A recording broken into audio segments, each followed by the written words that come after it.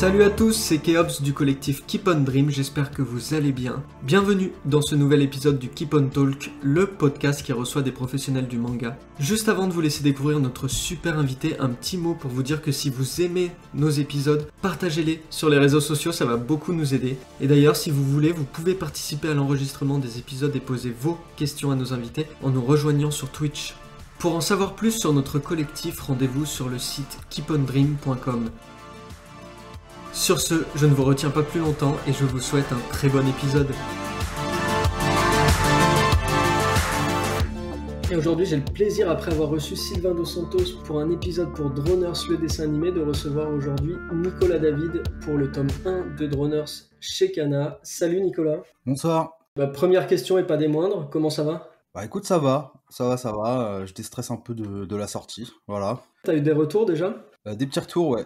Quelques-uns, plutôt positifs, globalement positifs. Un peu surpris par le côté un peu jeunesse du manga, qui était pas le cas dans mes cases, Ouais. mais globalement positif, ouais. Alors le tome 1 de Droners est sorti vendredi dernier et est disponible dans toutes les librairies. Est-ce que tu peux nous faire un peu le résumé de cette histoire ? L'histoire du manga, en gros, ça parle d'une petite fille qui s'appelle Corto. Et en fait, bon, déjà pour commencer, ça se passe dans un monde entouré où les drones sont extrêmement présents. Et donc la petite Corto voudrait devenir pilote professionnel de drone. Et comme la fille qu'elle admire beaucoup, Loupi, qui vit sur l'île. Et du coup, elle va tout faire pour faire grande impression à Loupi. Voilà. Alors, faut préciser que c'est pas du tout une adaptation du dessin animé Droners. C'est vraiment une histoire originale de cet univers. Toi, dans quel état d'esprit t'étais au moment de commencer à travailler sur le manga ? Bah en gros, la Bible m'avait énormément plu, qui m'avait envoyé, que j'avais reçu de Kana. Ouais, alors je me permets de faire une toute petite précision pour expliquer ce qu'est un peu la Bible, si tu peux expliquer pour ceux qui connaissent pas. Ouais, bah une Bible, en fait, c'est en gros toutes les infos que tu peux trouver sur un projet. Donc là, c'était la Bible du dessin animé. Donc il y avait les chara-design, les backstories, l'histoire principale, etc., etc. Et du coup, ça m'avait beaucoup parlé, j'avais beaucoup accroché sur les chara-design de Bill Otomo, et voilà, enfin c'était... Et puis surtout, en plus, j'adorais Kana, je connaissais Sylvain aussi, que j'aimais beaucoup, j'appréciais beaucoup, donc du coup, voilà mon état d'esprit, j'étais partant, quoi. Moi, vraiment, avec la lecture du premier tome, là, ce qui m'a frappé, c'est vraiment la maîtrise avec laquelle tu as pu retranscrire le dynamisme des scènes de course avec les drones. Par exemple, moi, quand j'ai lu ça, j'ai directement pensé à Star Wars. Je sais pas si tu vois, mais avec l'épisode Ah ouais, 1 et la course de module avec le jeune Anakin Skywalker. ouais. Toi, quelles étaient tes inspirations pour ces courses ? Et bah Star Wars épisode 1 déjà. On est en plein dedans, du coup. Et ouais, ben non, sinon, bah, j'ai regardé pas mal comment faisait le mec de Initial D dans ses courses, enfin l'auteur d'Initial D. Et mais à part ça, en fait, il y a pas beaucoup de références hein, sur les courses de drone en manga. En vrai, pff, j'y suis allé un peu à l'inspiration, quoi.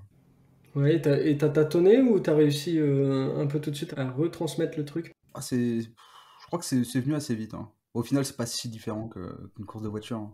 Mais, euh, mais tant mieux si ça a marché, ouais.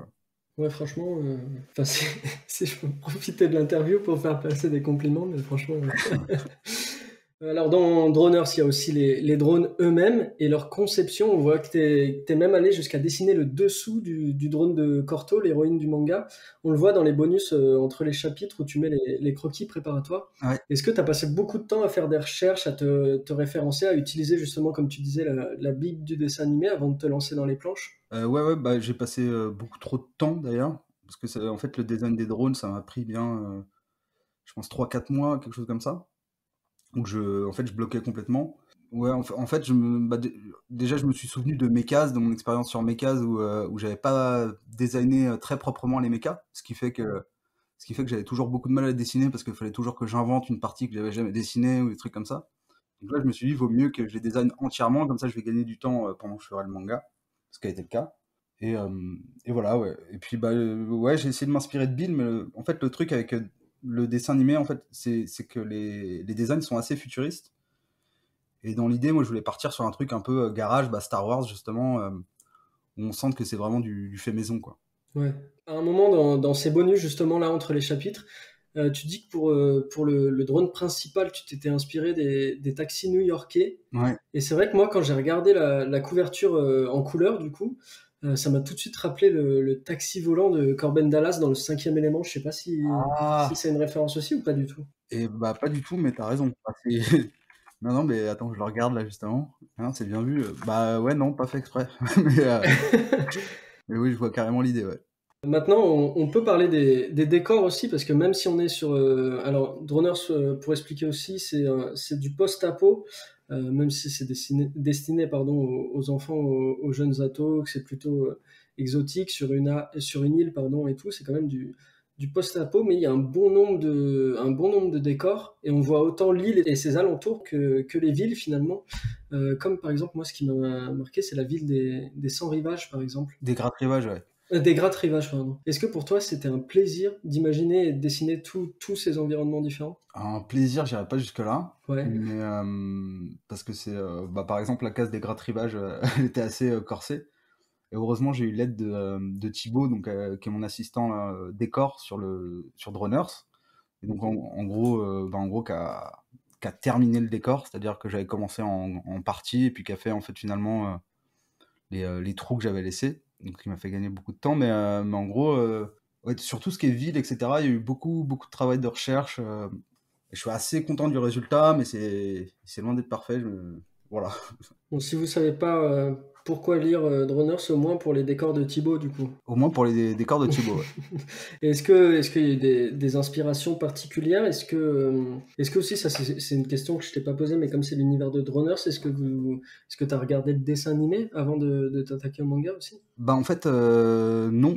Je l'ai regardé en cours, mais je me suis surtout inspiré en fait de ce que m'envoyait Sylvain. C'est-à-dire, bah, j'avais accès en fait à plein de recherches. J'avais accès aussi à des épisodes storyboardés, donc mine de rien, enfin, donc sans les couleurs, sans les décors et tout. Donc j'avais de quoi beaucoup m'inspirer, mais le dessin animé n'était pas encore disponible quand on a commencé le projet. D'accord. Donc voilà. Et bah, pour les décors, je me suis pas mal inspiré quand même, enfin beaucoup inspiré du travail qu'avait fait Bill Otomo sur le dessin animé en fait, tout simplement. Ok.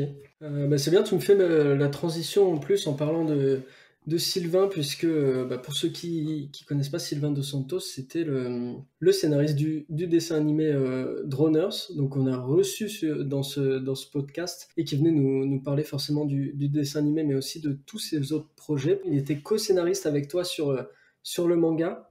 Comment ça s'est passé, votre collaboration avec Sylvain? Bah, de manière assez fluide en fait, parce qu'il a été très ouvert aux idées que je proposais. En fait, il a tout de suite été partant sur une vraie collaboration, quoi. Il s'est pas, comment dire, il a pas dit c'est mon bébé, c'est mes idées, etc., etc. Au contraire. Du coup, on a écrit à deux. En fait, on se renvoyait un scénario jusqu'à ce que on arrive à une version qui nous plaise à tous les deux. Donc, on a fonctionné comme ça pendant facile 2-3 mois à essayer de trouver le bon scénario. Bah, c'est ce qu'il disait en plus dans l'épisode du podcast qui lui est dédié. Il disait que sur ces projets-là, il aimait bien que les artistes prennent en main son projet de départ et puis en fassent des trucs un peu uniques, quoi. Donc c'est super finalement si tu as eu cette liberté-là. Ouais, ouais, bah carrément, carrément. Enfin, je comprends son point de vue bah, c'est son bébé quand même. Et je trouve que bah voilà, enfin c'est assez impressionnant en fait d'être aussi ouvert, je trouve, sur des idées venant de l'extérieur, quoi. Et ça s'est très bien passé pour le coup, vraiment, vraiment super bien passé. Et il y a aussi, alors vous n'êtes pas que deux, il y a aussi Timothée Guédon, Ouais. qui est l'éditeur de Kana, et donc qui vous a aidé aussi dans la conception de ce tome. Comment a été votre relation? Bah, ça a été un peu, je pense, hein, la relation du tanto classique à la japonaise. C'est-à-dire, en gros, il avait des retours sur le name, enfin d'abord sur le scénario, c'est-à-dire il nous a validé le scénario. Et puis après, je me suis occupé du name, et là, pareil, il donnait ses retours sur le name comme Sylvain. Et puis après, ça a été aussi pas mal un soutien, on va dire, moral, sportif, voilà, un petit coup de fil toutes les semaines pour voir si ça va, quoi. Ok, d'accord. Alors je regarde dans le chat parce qu'il y a des petites questions aussi. Est-ce que Droners, le manga, sera disponible à l'international? Bah, pour l'instant, j'ai pas d'infos particulières. Je sais que probablement l'éditeur italien de Mekaz, il y a des chances que Droners vienne aussi. Et là, il y a une info, je crois qu'elle est officiellement sur Twitter, donc bah, que Droners a été racheté par Disney+.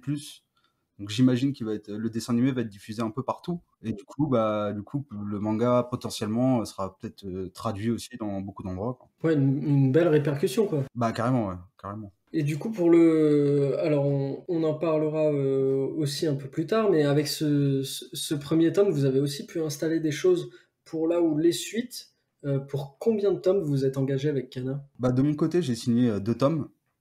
C'est un truc qui était important pour moi de pas m'engager sur du trop long terme, donc je préférais travailler sur mes projets perso. Mais l'idée, en gros, c'est de continuer avec un autre dessinateur et enfin, garder une main sur le projet de mon côté. Et bah, Sylvain, évidemment, gardera une main aussi sur le projet. Mais du coup, le nombre de tomes, je sais pas du tout.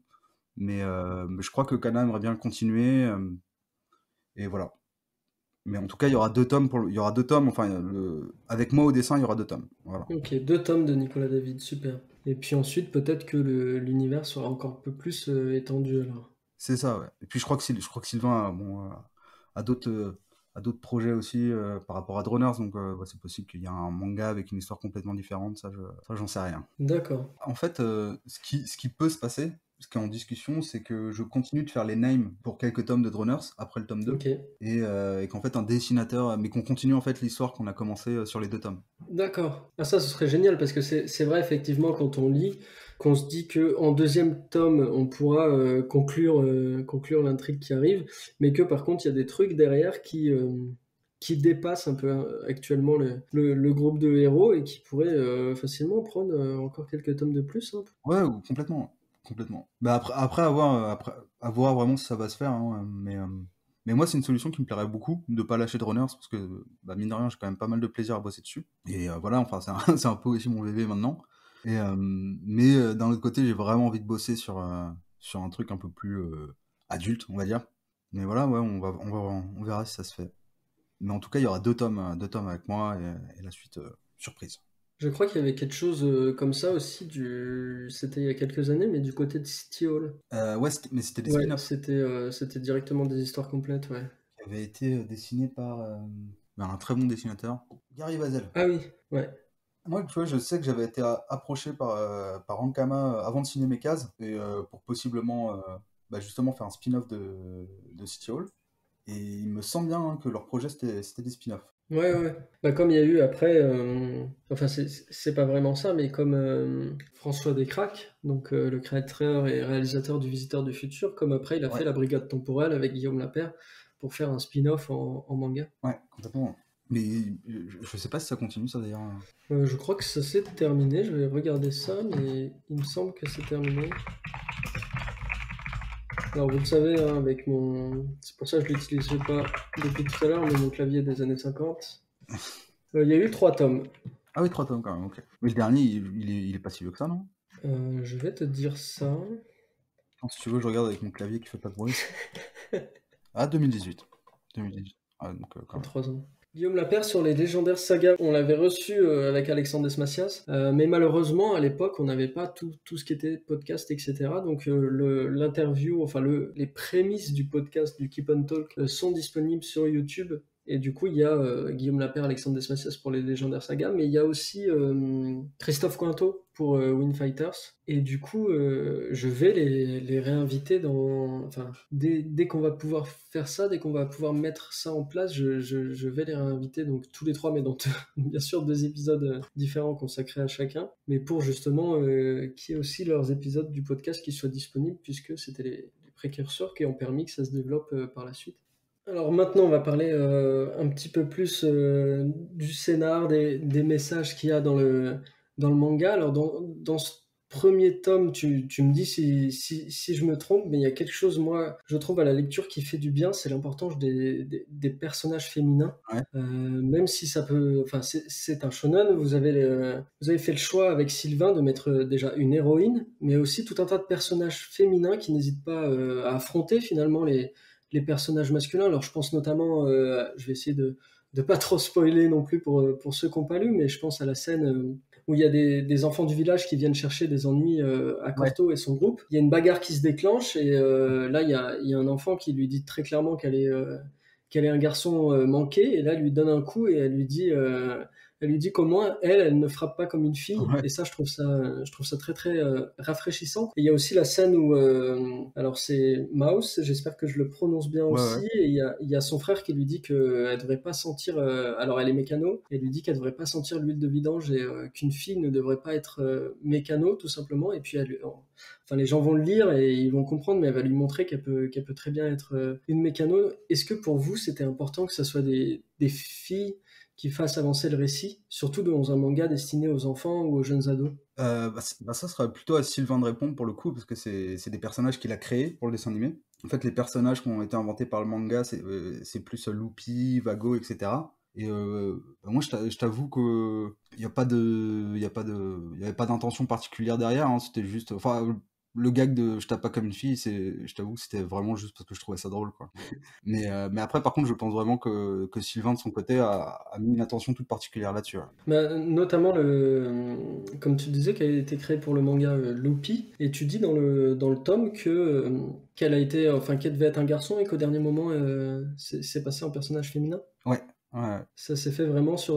T'étais à l'étape des storyboards? Non, on était à la version 7, à la toute dernière version du scénario. Et en fait, ouais, enfin, je me suis dit que, en fait, Loopy, le personnage, manquait un peu de profondeur. Et je sais pas, je me suis dit qu'en le transformant en fille, entre guillemets, ça, en fait, ça lui donnerait tout de suite beaucoup plus d'intérêt. Enfin, parce que bah, du coup, ça donne un côté un peu étrange d'avoir. Enfin, je trouve que Loopy a un côté un peu étrange, quoi, alors qu'en garçon, pas forcément, quoi. Enfin, c'est un peu difficile à expliquer, mais voilà. Non, mais c'est vrai, elle a un côté très, pas hautain, mais presque désintéressé, Ouais. qui est plutôt bien réussi, ouais. Et du coup, bah, j'ai appris après que c'était aussi comme ça qu'avait été créée l'héroïne d'Alien. Et bah, que justement, en fait, à la base, c'était un héros et qu'au dernier moment, ils ont gardé le même scénario, mais ils ont dit que c'était une femme, quoi. D'accord. Et ensuite, magnifiquement joué par Sigourney Weaver. C'est ça, ouais. Et puis, ouais, gros, enfin, personnage féminin très important, et je dirais pas un des premiers, mais presque, quoi, dans l'industrie du cinéma aussi. Ouais, bah, un des plus marquants, hein, en tout cas. C'est clair. Donc, tu nous as dit avec Droners, il y aura 2 tomes avec toi. Est-ce que tu es déjà en train de travailler sur la suite? Est-ce que tu aurais déjà une date de sortie ou alors c'est un peu trop tôt encore? Ouais, la date de sortie, c'est un petit peu tôt, mais on espère vraiment 2022. D'accord. En gros, que ça aille beaucoup, beaucoup plus vite que le tome 1, où le travail préparatoire était plus long que prévu. C'est-à-dire que ça nous a pris facilement, enfin, ça m'a pris en tout cas, entre le moment où j'ai signé et le moment où j'ai attaqué les planches, bah, il y a eu plus d'un an en fait qui s'est écoulé. Et en fait, les planches, par contre, ça a duré à peu près 8 mois, quoi, un peu plus. Mais ça a vraiment été le travail préparatoire qui sera plus vraiment à faire sur le tome 2, donc là, ça devrait aller plus vite, quoi. T'as défriché le terrain pour la suite, quoi. Ouais, ouais, complètement. Le gros du travail est fait, quoi. Ouais, ouais. Et en plus, un gros dernier chapitre qui nous permet de voir un petit peu les enjeux qu'on aura dans la suite. Ouais, Et donc, vous aurez très très hâte, à mon avis, en lisant ça, d'avoir le tome 2. j'espère. Est-ce que c'est une question du chat? Est-ce que vous allez conserver Thibaut en assistant décor pour le tome 2? Bah, s'il est toujours partant, oui. Mais je crois qu'il est toujours partant. Mais, donc il y a des chances, ouais. Alors, il y a d'autres personnes que tu cites à la fin du manga. Ouais, Alors, si je me trompe pas, c'est Camille, Haru et Eve. ouais. Alors, Camille et Haru, c'est des stagiaires que j'ai eus. Donc, on passait pas mal de journées avec moi à bosser sur le truc. Et Eve, c'est quelqu'un qui vient m'aider de temps en temps bah, comme assistante, en fait. Donc, voilà. D'accord. Et tu sens vraiment On en parle beaucoup avec les autres auteurs qui sont passés dans les précédents épisodes, mais tu sens vraiment maintenant l'importance des assistants, même dans le manga français. Bah, en tout cas, Thibaut, c'est un énorme avantage. Après, le problème, c'est qu'on n'est pas dans la même ville. Du coup, ça reste compliqué de travailler ensemble. C'est-à-dire qu'en fait, comme je travaille en traditionnel, je scanne des planches qui sont pas terminées, et puis après, je lui mets des indications pour qu'il puisse travailler là-dessus. Je pense que un vrai assistant, on a besoin de l'avoir chez soi, quoi, pour vraiment gagner beaucoup de temps. Mais, euh, mais en fait, je pense qu'avec Thibaut, je sais pas si on a gagné énormément de temps. Par contre, on a gagné énormément en qualité. C'est-à-dire qu'il a fait des décors vraiment de qualité où moi, j'aurais vraiment pas eu le temps de le faire, quoi. D'accord. Et c'est la première fois que vous travaillez ensemble? Ouais, Bah super, alors on aura les beaux décors aussi de Thibaut dans le tome 2 alors. oui, oui, oui. Est-ce que tu as eu des retours déjà peut-être de Kana, de Timothée l'éditeur, sur ce tome 1 et qu'est-ce que vous préparez un petit peu sans trop spoiler pour la suite? Bah, en fait, il lisait les chapitres, chapitre par chapitre. Donc c'était plutôt lui, enfin moi, qui avait tendance à lui dire que c'était pas assez bon, et lui qui me disait que si, c'était bien. Et sur les ventes, j'ai pas encore de retour. Donc là, j'attends. Et bah, pour la suite, bah, l'histoire était pas mal prévue dès le tome 1. Enfin, je voyais déjà où ça allait. Enfin, j'ai déjà le climax, etc. Là, je suis en train de faire les storyboards. Et ouais, bah après, il y a un truc un peu marrant. Bah, je sais pas si ouais, je peux le raconter. Je sais pas si tu vois dans le tome 1, mais il y a des petites références à des guerres de clans. Ouais. Et en fait, Timothée, bah, justement, m'avait dit que ça, c'était chiant, il voyait pas trop à quoi ça servait, etc. Et je lui avais dit que, bah, en fait, que c'était prévu pour le tome 2, que ça allait servir à quelque chose de très important. Et en fait, en commençant le tome 2, bah, je me suis rendu compte que c'était très alambiqué, que ça servait pas à grand chose pour ce que ça apportait. Donc tout ça va sûrement disparaître au tome 2. J'aurais mieux fait de l'écouter, quoi. Des fois, il vaut mieux écouter son éditeur. Et ouais.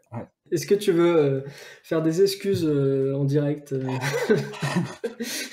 Ouais, excuse-moi, Timothée, si jamais tu passes par là, j'aurais mieux fait de t'écouter. Ah, c'était dur parce que la première version, en fait, du scénario, je l'ai vraiment envoyé, et je sentais bien que c'était alambiqué mon truc, mais je lui dis non, c'est très bien, dites-moi ce que vous en pensez, pour moi c'est cool et tout. Et en fait, Timothée a redit non, non, mais ce truc, par contre, je comprends rien, c'est chiant, quoi. Et, là, j'ai été obligé de ravaler ma salive et voilà, tu vois, je me suis dit, bon, vas-y, on va essayer de trouver autre chose parce que.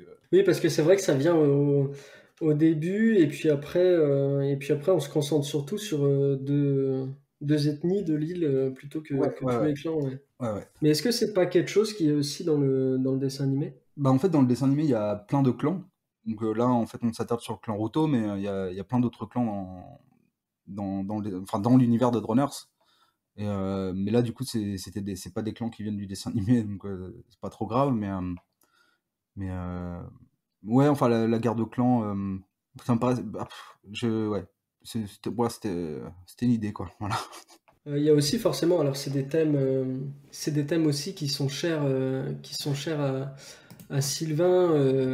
Je pense forcément, bah, parce que Droner, c'est quand même un des messages principaux, c'est l'écologie, mais il y a aussi des thèmes qui sont sur l'acceptation des autres, aussi pas mal. Et c'est vrai que ça se ressent bien dans le manga. Et en plus, comme il est à destination plutôt des jeunes ados, est-ce que c'est quelque chose que vous avez beaucoup travaillé ou vous avez fait au feeling? Bah, pour moi, c'est plutôt au feeling, hein. Enfin, je suis un peu contre l'idée de. D'inclure des messages un peu Ouais, je explicitement, quoi. Ouais, je suis là pour le coup, c'est juste l'histoire qui est comme ça. Après, je pense que de toute façon, les idées de l'auteur transparaissent toujours dans l'œuvre. Donc, il n'y a pas besoin d'en. Après, dans le cas du dessin animé, je pense que c'est différent parce que c'est un dessin animé pour enfants.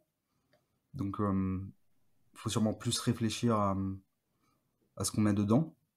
Mais là, pour le manga, il n'y avait pas de message spécifique, non. D'accord. Est-ce que tu as prévu des dédicaces pour le tome 1? Ouais, donc bah, là, j'ai Nice samedi. Donc, je sais pas si le podcast sera en ligne d'ici là, j'imagine que non, ça Je veut dire. pense pas. Il y aura Toulouse la semaine d'après et sûrement Paris la semaine encore d'après. Voilà. Ok, super. Alors, je pense on va bientôt arriver à la fin de la première partie. Mais en tout cas, on a très hâte de découvrir la suite. Franchement, la lecture, elle est très très agréable et entraînante. Les personnages, ils sont attachants. Il y a vraiment beaucoup d'humour. Enfin bref, vivement le tome 2, Bah, quoi. c'est super gentil, ça me fait plaisir. Mais après, tu vois, j'ai été. Ouais, je vais parler vite fait de ça, mais en fait, j'ai été un peu surpris dans pas mal de retours que j'ai eu des gens qui l'attendaient et qui me connaissaient par rapport à mes cases.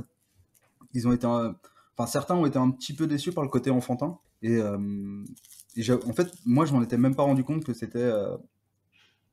qu'il y avait un côté enfantin. Je pense que bah, c'était presque inévitable vu que le dessin animé était prévu pour les 6-10 ans. Mais dans l'idée, avec Sylvain, en fait, on voulait vraiment faire un shonen un peu classique, mais qui pourrait être lu par des enfants, quoi. Mais on voulait pas du tout faire du jeunesse, quoi. Après, dans les faits, c'est vrai qu'il y a un petit côté jeunesse quand même, quoi. Bah, après, en plus, comme enfin, on est dans le passé des personnages du dessin animé, Ouais. donc on est un peu aussi forcément dans des âges un peu plus tôt, donc peut-être il y a ce côté-là. En tout cas, moi je suis du même avis, enfin je pense que c'est un shonen qui peut être lu par des enfants, quoi. Mhm. Alors on a une bonne question dans le chat. Combien de temps tu prends pour faire une planche en général? Bah, ça dépend vraiment, mais entre une demi-journée et 2 jours pour une planche vraiment chiante, quoi, en gros. Avec le storyboard? Non, non, le storyboard, bah, pour le drummer, je l'ai fait en amont. Le storyboard, généralement, c'était 3 jours pour 18 planches. Et non, non, les planches, juste la planche. Alors, une autre question du chat. Je me demandais quel avantage, intérêt voit Nicolas dans l'ancrage traditionnel alors que tout le monde semble foncer tête baissée vers le numérique. Et ça, c'est une bonne question. Ouais, Parce que du coup, est-ce que pour toi, tu as l'impression de gagner du temps, de perdre du temps? bah, en fait, c'est une question qui tombe à pic dans mon cas parce que en fait, j'ai commencé en digital et en fait, je me suis mis au traditionnel en découvrant le travail de Dara, qui est un auteur qui a sorti un manga qui s'appelle à l'époque Appartement 44 chez Ankama.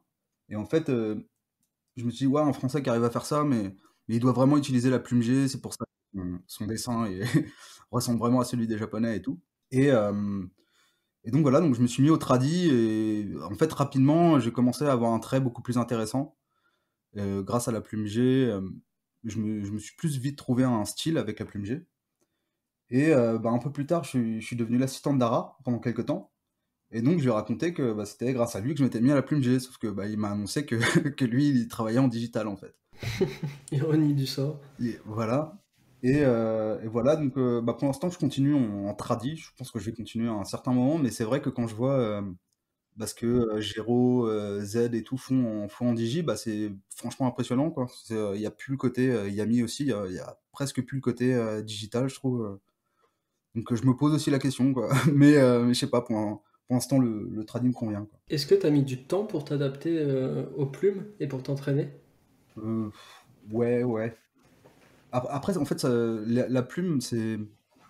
Si on s'en sert tous les jours et qu'on commence à vraiment bosser avec, ça vient très vite. En fait, le problème de la plume, c'est que ça s'oublie aussi assez vite. C'est plus ça le problème, c'est que c'est quelque chose qui se chauffe, quoi. Au bout d'une journée, on peut travailler une semaine tranquille avec la plume, quoi. Mais par contre, si on s'arrête 4 jours, faut retrouver un peu, quoi. Faut tout réapprendre. Enfin, Ouais, ouais, presque, ouais. C'est pas comme le vélo, quoi. ouais. Enfin, peut-être qu'au bout d'un moment, ça l'est, mais pas au début, en tout cas. Et est-ce que toi, t'aurais des conseils pour les auteurs qui se mettent à la plume?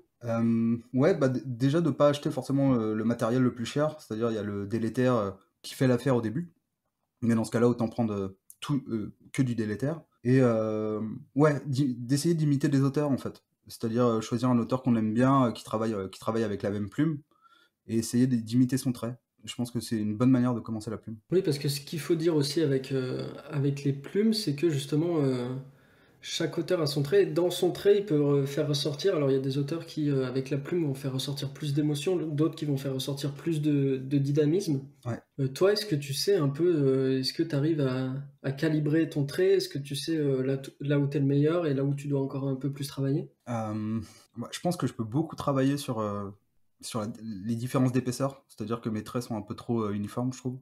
Et du coup, en gros, je trouve que mon ancrage est pas très propre, quoi. Enfin, quand je compare à Tony, par exemple, c'est. Ouais, je pense que je peux vraiment travailler là-dessus. En fait, la plume G, normalement, elle te permet justement d'avoir une grosse variété de tailles de traits, et je m'en sers pas assez. Donc, je pense que je peux m'améliorer là-dessus. Et bah, qualité, je saurais pas trop quoi te dire. Peut-être les traits de vitesse, qui sont cool. Alors justement, ça va nous faire l'enchaînement avec la deuxième puis la troisième partie qui va être complètement dédiée plutôt aux conseils aux jeunes auteurs. Et d'ailleurs, je te remercie encore une fois, Nicolas, de passer ce soir et de passer dans le talk, Vraiment, je t'en prie. parce que ça permet vraiment de faire découvrir à la fois des histoires, des mangas, mais aussi de faire découvrir des artistes qui, d'ailleurs, vous pourrez le découvrir en écoutant l'épisode avec Moonki. Mais le manga français, c'était quand même difficile au départ, c'était compliqué, et donc maintenant c'est bien qu'il y ait de plus en plus de médias qui en parlent ou d'initiatives, quoi, tout simplement. Et donc on va commencer la deuxième partie. On va débuter tout simplement en parlant de ton parcours. Comment toi tu es devenu fan de manga? Bah, comme beaucoup de gens de ma génération, c'est avec Dragon Ball. Donc Dragon Ball d'abord à la télé, puis en kiosque. Et puis bah, j'en achetais beaucoup, quoi. J'ai toujours été plus manga qu'animé. Voilà comment je suis devenu fan de manga avec le Dragon Ball en kiosque 36. Voilà. Donc tu as commencé vraiment par le manga plutôt que par le dessin animé? Bah, je regardais Dragon Ball sur TF1, mais j'ai vraiment commencé à être un gros fan quand j'ai eu le manga dans les mains, en fait. D'accord. Alors c'est marrant, tu regardais TF1 et puis après tu as acheté le manga et maintenant tu dessines un manga qui provient d'un dessin animé de TF1. Ah, c'est vrai, ouais. Ouais. La boucle est bouclée. Et du coup après tu t'es tout de suite mis à dessiner? Ouais, bah je dessinais même avant, des Tortues Ninja, du coup. Ok. Puis après du Dragon Ball, quoi. Mais oui, oui, j'ai dessiné. Puis en fait, bah pour le coup, moi j'ai arrêté quand j'avais 14, 15 ans, un truc comme ça, le dessin. Et j'ai repris sur le tard, quoi, enfin la vingtaine passée. Enfin sur le tard, faut pas exagérer, mais je dessinais pas adolescent, quoi. Et pourquoi cette pause? T'as eu d'autres passions ou alors plus les études peut-être? Alors clairement pas les études. euh, mais ouais, non, en fait, j'avoue que je pensais que c'était pas possible de faire du manga en France. En gros, je pensais qu'on pouvait faire que de la bande dessinée et ça m'intéressait pas du tout. Et du coup, ouais, enfin, j'ai pas essayé, quoi. Voilà. Ouais, alors pour un petit rappel, là, quand toi t'es ado, on est à la fin des années 90, Non, on est un peu plus tard, on est début des années 2000. début des années 2000, ouais. Ok, donc à l'époque, il n'y a pas de. Effectivement, il n'y a pas encore le manga français, c'est pas encore Bah, arrivé. ouais, je sais plus quel âge j'avais quand c'est sorti, mais j'avais vu Sentai School. J'avais le premier tome de Sentai School. Ok, Et ouais, c'est tout ce que j'avais, quoi. Mais j'avais déjà, enfin, dans ma tête, j'avais déjà oublié un peu l'idée de faire du manga. d'accord. Et t'avais quoi comme parcours à ce moment-là? Bah, j'étais au collège, quoi. J'étais au collège, voilà. Et puis après, il y a eu des chemins de croix, quoi. Voilà. D'accord. Et donc t'arrives à la vingtaine et là tu te redis, ok, ma passion c'était le dessin et je vais continuer de. Ouais. Je vais recommencer quoi. Bah, en fait, j'ai eu ma période musicien, qui était pas glorieuse. Et, et du coup, d'un moment, je me suis dit, enfin, je savais que j'avais un petit talent pour le dessin. Et bah, je me suis vraiment dit que j'avais plutôt intérêt à capitaliser là-dessus, on va dire. Et en fait, en reprenant le dessin, il y a aussi la passion pour le manga qui est revenue et le fait de faire des mangas. Puis j'ai rencontré aussi des gens sur Internet à cette époque-là. Bah, Yo, par exemple, qui a signé aujourd'hui là chez Kana. Ouais, félicitations à lui. Félicitations. Et voilà, bah, Géo, etc. Et puis bah, en fait, ouais, c'est un peu revenu comme ça, quoi. Et puis après, bah, ça a été un peu. Ouais, il y a les concours qui sont arrivés, il y a eu plein de trucs comme ça. Alors on va en parler juste après des concours, etc. Mais j'aimerais revenir sur un truc que tu as dit. Tu as dit que tu avais remarqué que tu avais un talent pour le dessin. Alors c'est une question qui est un peu bateau quand on est avec des artistes, mais est-ce que pour toi le talent c'est vraiment quelque chose de plutôt inné? Bah non, non, je pense pas. Enfin, j'ai vu des gens faire des progrès hallucinants en un an. Donc, je pense que le travail pour rattraper ce truc-là. Après, moi, le truc, c'est que je dessinais depuis tout petit. Donc, forcément que, entre guillemets, j'avais du talent. Alors après, je sais pas si c'est un talent inné ou si c'est juste que j'ai commencé à dessiner très jeune. Donc, du coup, il y a des trucs qui sont. Du coup, tu dessines mieux que la moyenne, quoi. Hmm. Oui, mais je pense comme quasiment tous les dessineux, c'est-à-dire les gens qui dessinent un petit peu tout le temps. En fait, c'était un peu les meilleurs dessinateurs de leur classe parce qu'ils dessinaient, etc. Donc les gens leur demandaient de leur dessiner des trucs, etc., etc. Moi, il se trouve que j'avais une compétition à la fois avec mon frère jumeau et avec mon meilleur pote de l'époque. On faisait des compétitions de dessin de Tortue Ninja. Et du coup, bah, il y a eu ce truc-là qui est né d'essayer de dessiner mieux que l'autre, quoi. Donc je pense plus que ça vient de ça que d'un truc inné, quoi. Et est-ce qu'il dessine encore? Mon frère, non. Maintenant, lui, il est plus dans la réalisation. D'accord. Et mon pote, je crois qu'il dessine encore un peu, mais je vois plus trop. Ok. Quels sont tes mangaka qui t'inspirent le plus? Bah, Akira Toriyama, je pense. Mais après, il y en a plein, il y en a vraiment plein. Il y a Otomo, voilà, que je trouve forcément très impressionnant. Urusawa. Bah, Urusawa, par exemple, là, je lis en ce moment son nouveau manga qui s'appelle Asadora. Et je suis super impressionné, par exemple, par ses dialogues, quoi. Donc là, c'est un peu ma phase dialogue. C'est en ce moment, j'observe vachement les dialogues, à quel point les miens sont nuls comparés à ceux de certains. Je suis surtout là-dessus, quoi. D'accord, ok. Alors du coup, tu te remets au dessin, tu te remets au manga.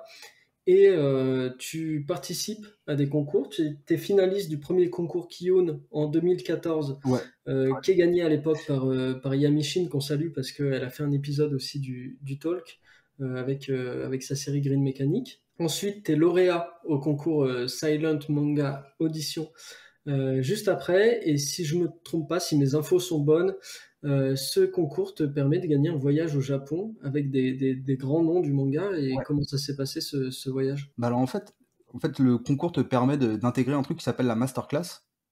Et donc la masterclass, c'est des talents qui choisissent un petit peu à travers le monde.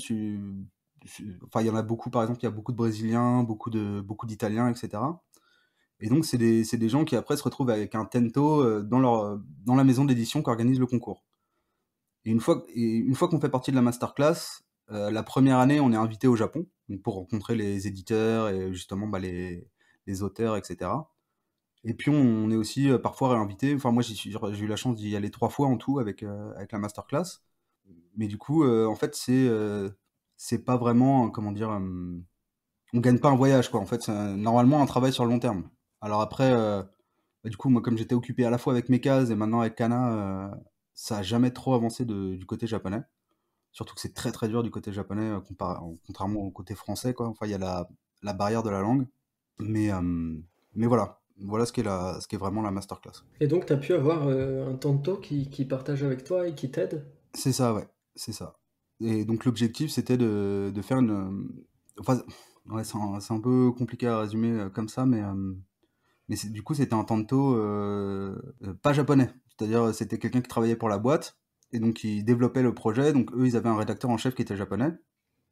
Et une fois que le projet était validé de leur côté, c'est à ce moment-là qu'ils devaient le proposer aux éditeurs japonais. Et c'est généralement là que ça coince en fait. C'est que les éditeurs japonais sont très très très très difficiles à convaincre. Et voilà comment ça se passait. Et donc c'était une boîte qui était fondée par un monsieur qui s'appelle Nobuhiko Horie et qui était le rédacteur en chef du Shonen Jump à l'époque de Dragon Ball et Slam Dunk et qui a pris avec lui Tsukasa Hojo et Tetsuo Hara, et donc qui sont dans les jurys du fameux concours Silent Manga Audition.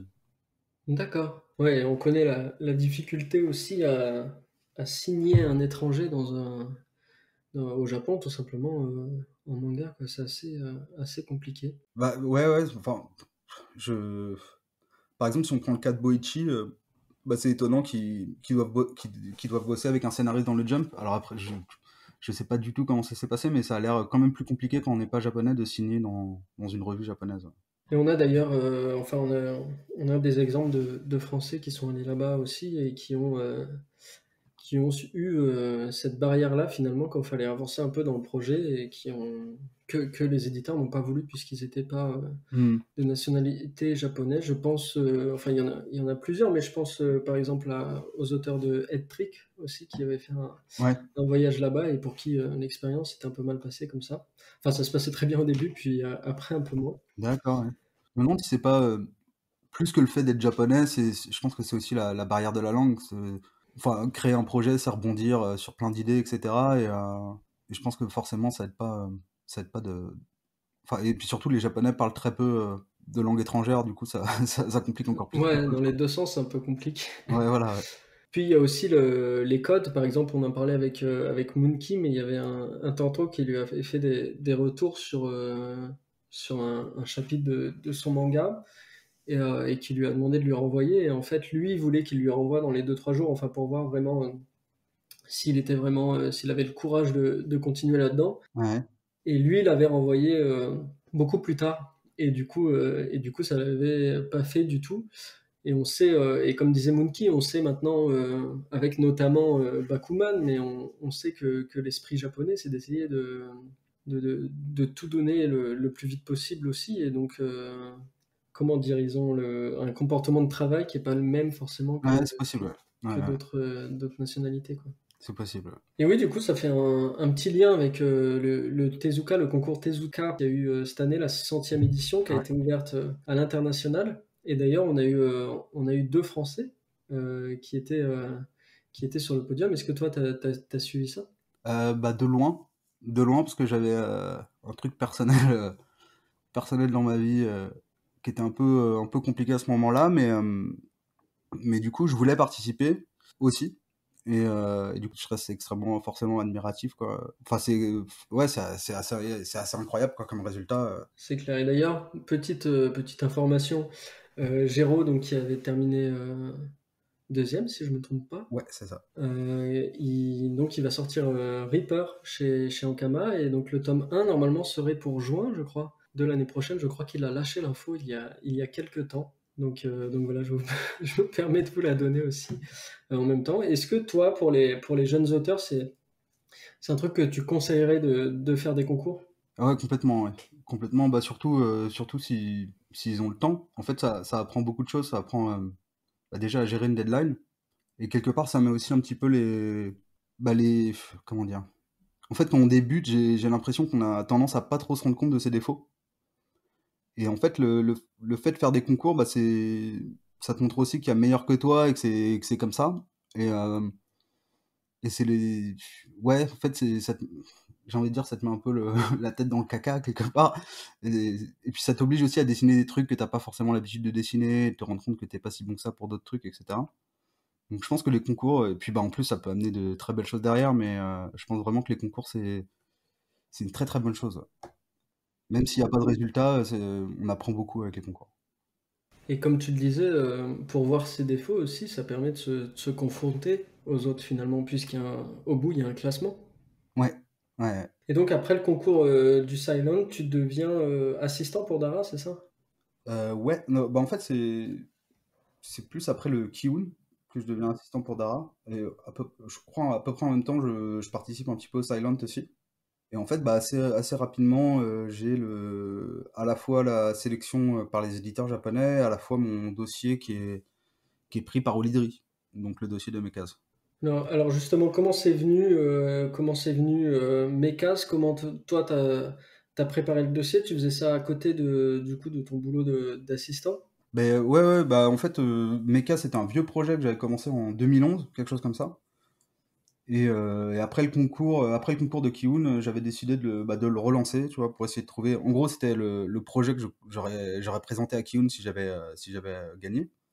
Mais du coup, ouais, c'est le projet que j'avais décidé de relancer et que j'ai un peu transformé forcément par rapport au projet de 2011. Mais voilà, ouais, Et donc finalement, ça atterrit chez Olidri Édition, qui est la maison d'édition de la web série Noob, c'est ça. pour ceux qui connaissent pas. Et donc ça donnera Mécas, qui finalement, dès la première œuvre, du coup, te fera connaître chez nous en France. Ouais, ouais, bah connaître, c'est pas vendu tant que ça, mais mais du coup, ouais, enfin, pour moi, c'était une très très belle opportunité. En plus, j'étais très fan des noobs, donc donc c'était doublement sympa. Mais en gros, j'avais envoyé le dossier à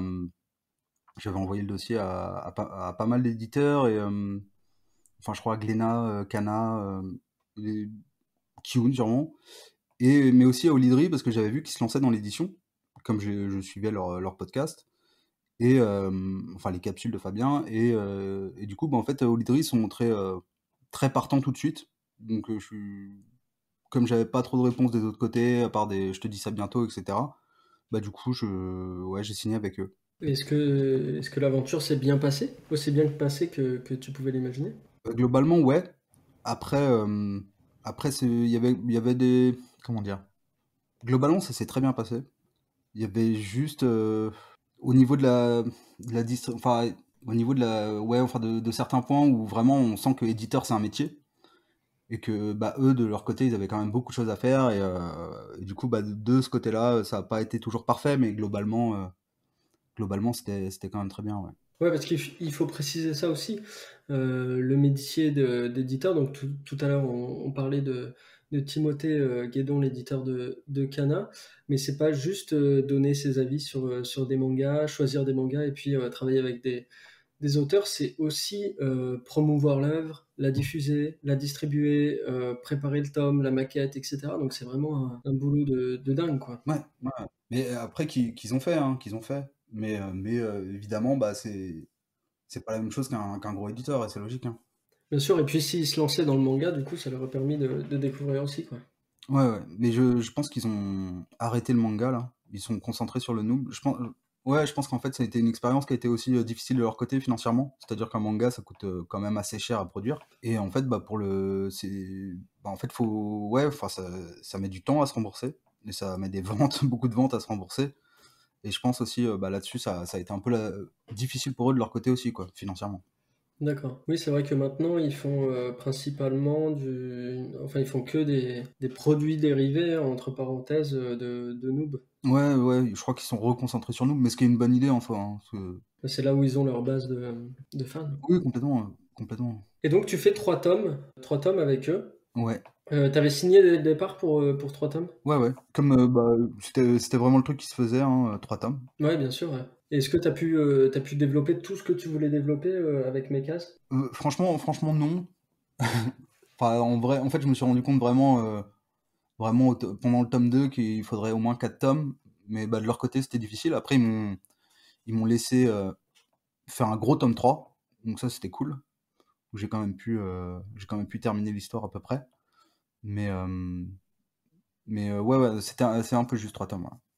On a souvent cette question-là, cette thématique-là qui revient avec les autres auteurs où effectivement avant c'était la norme, la convention de faire trois tomes et plus si ça marche. Et maintenant ça a beaucoup tendance à évoluer. Toi, qu'est-ce que tu en penses de ton côté? Hum, Bah, je pense qu'une série a besoin de temps pour s'installer. Et que 3 tomes, c'est peut-être un peu juste. Donc, parfois, ça marche dans le cas de Radiant. Mais par exemple, on voit Tali, enfin, qui clairement mériterait de continuer chez Ankama. Bah, les ventes suivent pas, mais peut-être qu'avec le temps, ça suivrait, quoi. Enfin, j'ai l'impression que 3 tomes, c'est quand même très, très, très, très juste pour se faire connaître, quoi.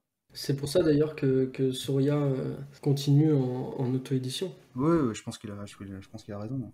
Alors une question, quand tu fais un manga, t'es payé au tome ou au salaire mensuel fixe? Alors ça, c'est plus, comment dire, normalement avec l'éditeur, il vous fait comme un compte des ventes annuel. Et du coup, enfin tu me dis si je me trompe, mais normalement les auteurs, artistes-auteurs reçoivent une fois par an Ouais, les royalties sur les ventes, etc. Et puis avant le contrat, il y a l'avance sur droit qui en totalité pour te permettre de vivre le temps de faire le projet. c'est ça. Bah, je crois que ça se fait chez Tsume, les salaires, mais généralement, c'est des avances sur droit, ouais. Pour tes futurs projets perso, tu souhaiterais plutôt continuer Mekas, du coup revenir sur cet univers-là, ou partir complètement sur un nouveau projet? Un nouveau projet. Bah là, j'ai déjà des trucs bah, que j'avais développés du côté japonais, que je sais pas encore dans quelles circonstances exactement je vais les faire, mais je pense que je vais aller sur un nouveau projet. Ouais. Donc ce sera, là, pour l'instant, mon idée, c'est un peu de la dark fantasy contemporain, voilà. Ok. Et t'es déjà sur la préparation du dossier? Bah en fait, j'ai déjà fait un name de one shot pour le Japon, Ok. et donc c'est déjà entre guillemets bien préparé, mais voilà. Je peux pas vraiment en dire plus. Ouais, bien sûr, mais ça laisse songeur, on a envie de voir ça. Mais ce qui est marrant, c'est qu'il y a un truc, du coup, tu vas t'éloigner un peu de ce que tu fais, parce que avec Mekaz et autant avec Droners aussi, on est sur des histoires avec de la mécanique. Tu étais presque prédestiné à dessiner des rouages, de la technologie, des mécanos, etc., quoi. Ouais, ouais, bah, et ouais, pourtant, ouais, je suis pas si à l'aise que ça pour ça. Donc, je pense que mon prochain projet, il y en aura beaucoup moins. Mais, ouais, ouais, bah, ouais, écoute. Ça doit prendre quand même énormément de temps de penser à tous ces trucs-là, notamment sur Mekaz, quoi. Ça devait, Ouais, ouais, ouais, bah, ouais, ouais. C'était le plus gros du boulot, en fait, les mecs, hein. Ouais. Et donc, avec Mekaz, avec les trois tomes, tu as pu du coup découvrir le métier de mangaka. Et donc, toi, vraiment, c'est à partir de quel moment où tu t'es dit, ok, je vais faire ça toute ma vie, c'est bon, je suis auteur de manga français. Bah, c'est pas encore arrivé. Ah ouais? T'es Ouais, encore dans le doute? ouais, ouais, ouais. Bah, en fait, bah, financièrement, pour l'instant, ça reste compliqué. En fait, le manga, ça devient intéressant quand t'as une série et que tu commences à retoucher les droits d'auteur sur le long terme. Tu vois, on prend des séries comme Radiant ou Dreamland. Mais en fait, leur tome 1 qui continue de se vendre, bah, ça leur fait des revenus tous les ans. Mais généralement, la paye pour un manga est pas incroyable pour le temps de travail que ça représente. Mais dans tous les cas, hein, même en étant très très bien payé, ça reste pas incroyable, quoi. Donc en fait, on mise un peu sur le succès d'une série. Et en fait, je pense que tu peux jamais vraiment être professionnel si entre guillemets, t'as pas une série à succès. Alors maintenant, avec l'auto-édition, c'est un peu différent. Mais reste que pour être mangaka professionnel, bah, le succès entre guillemets, mais avoir une bonne base de lecteurs est indispensable, je pense. Alors ça, ça tombe bien donc qu'on en parle. Je pense qu'on en a déjà parlé avec d'autres auteurs dans les autres talks, mais faut le dire en fait quand on est auteur de manga, donc on signe avec notre dossier avec une maison d'édition et donc la maison d'édition donne une avance sur droit pour qu'on puisse vivre le temps de faire le manga et donc on a une avance alors qui s'approche souvent on va dire entre 10 et 15 000 euros, sachant que 10 c'est pas très bon, mais voilà pour un mangaka, on va dire un auteur débutant. Et donc en fait, après, l'éditeur va se rembourser sur les ventes des tomes. Ça veut dire que sur le pourcentage que touche l'auteur sur la vente d'un tome, eh bien, il va falloir qu'il en vende plein pour rembourser en fait cette somme-là, c'est entre 10 et 15 000 euros pour pouvoir les rembourser. Et du coup, ça fait que l'auteur ne touche pas de royalties le temps qu'il n'a pas remboursé cette avance sur droit. Et donc c'est pour ça C'est exactement ça. que Nicolas disait justement qu'il fallait beaucoup de tomes et il fallait que la série se renouvelle et qu'il y ait des nouveaux lecteurs assez souvent pour justement que les tomes vivent et pour rembourser cette avance sur droit là, quoi. C'est ça. Et le truc, c'est que à moins d'avoir écrit un chef-d'œuvre, évidemment, mais si tu sors que 3 tomes, bah, la série, forcément, qu'elle va finir par être oubliée et disparaître un petit peu, quoi. C'est ça. Sachant que les mangas français sont en concurrence avec les mangas japonais, forcément, et comme il y a beaucoup de sorties côté manga japonais, eh bien c'est très dur de rester dans les librairies quand on est une sortie, quoi. Oui, complètement. Et encore plus quand il n'y a pas quand il y a pas de nouveaux tomes, quoi. Exactement, exactement. Et puis, bah, je sais pas si c'est un truc, si c'est juste dû au succès, mais on voit bien, par exemple, si on se balade dans une Fnac ou même dans les librairies, bah, les grandes séries ont tendance à être entières. Et par contre, on va peut-être avoir plus de mal à trouver des plus petites séries terminant en 5 tomes, etc. Donc c'est toujours ouais, un avantage d'avoir une série qui dure. Je crois que Jero a dit qu'il lui faut un lectorat de 6000 ventes par tome mini pour continuer. Bah, alors 6000, ça paraît quand même un peu beaucoup, mais c'est vrai que je pense qu'à partir de 6000 ventes par tome, hein, si tu as déjà une série de 2-3 tomes, je pense que tu commences Ouais, bah, à toucher des royalties ensuite. 6000, c'est vachement bien. Ouais. 6000, Ouais, ça marche bien, 6000.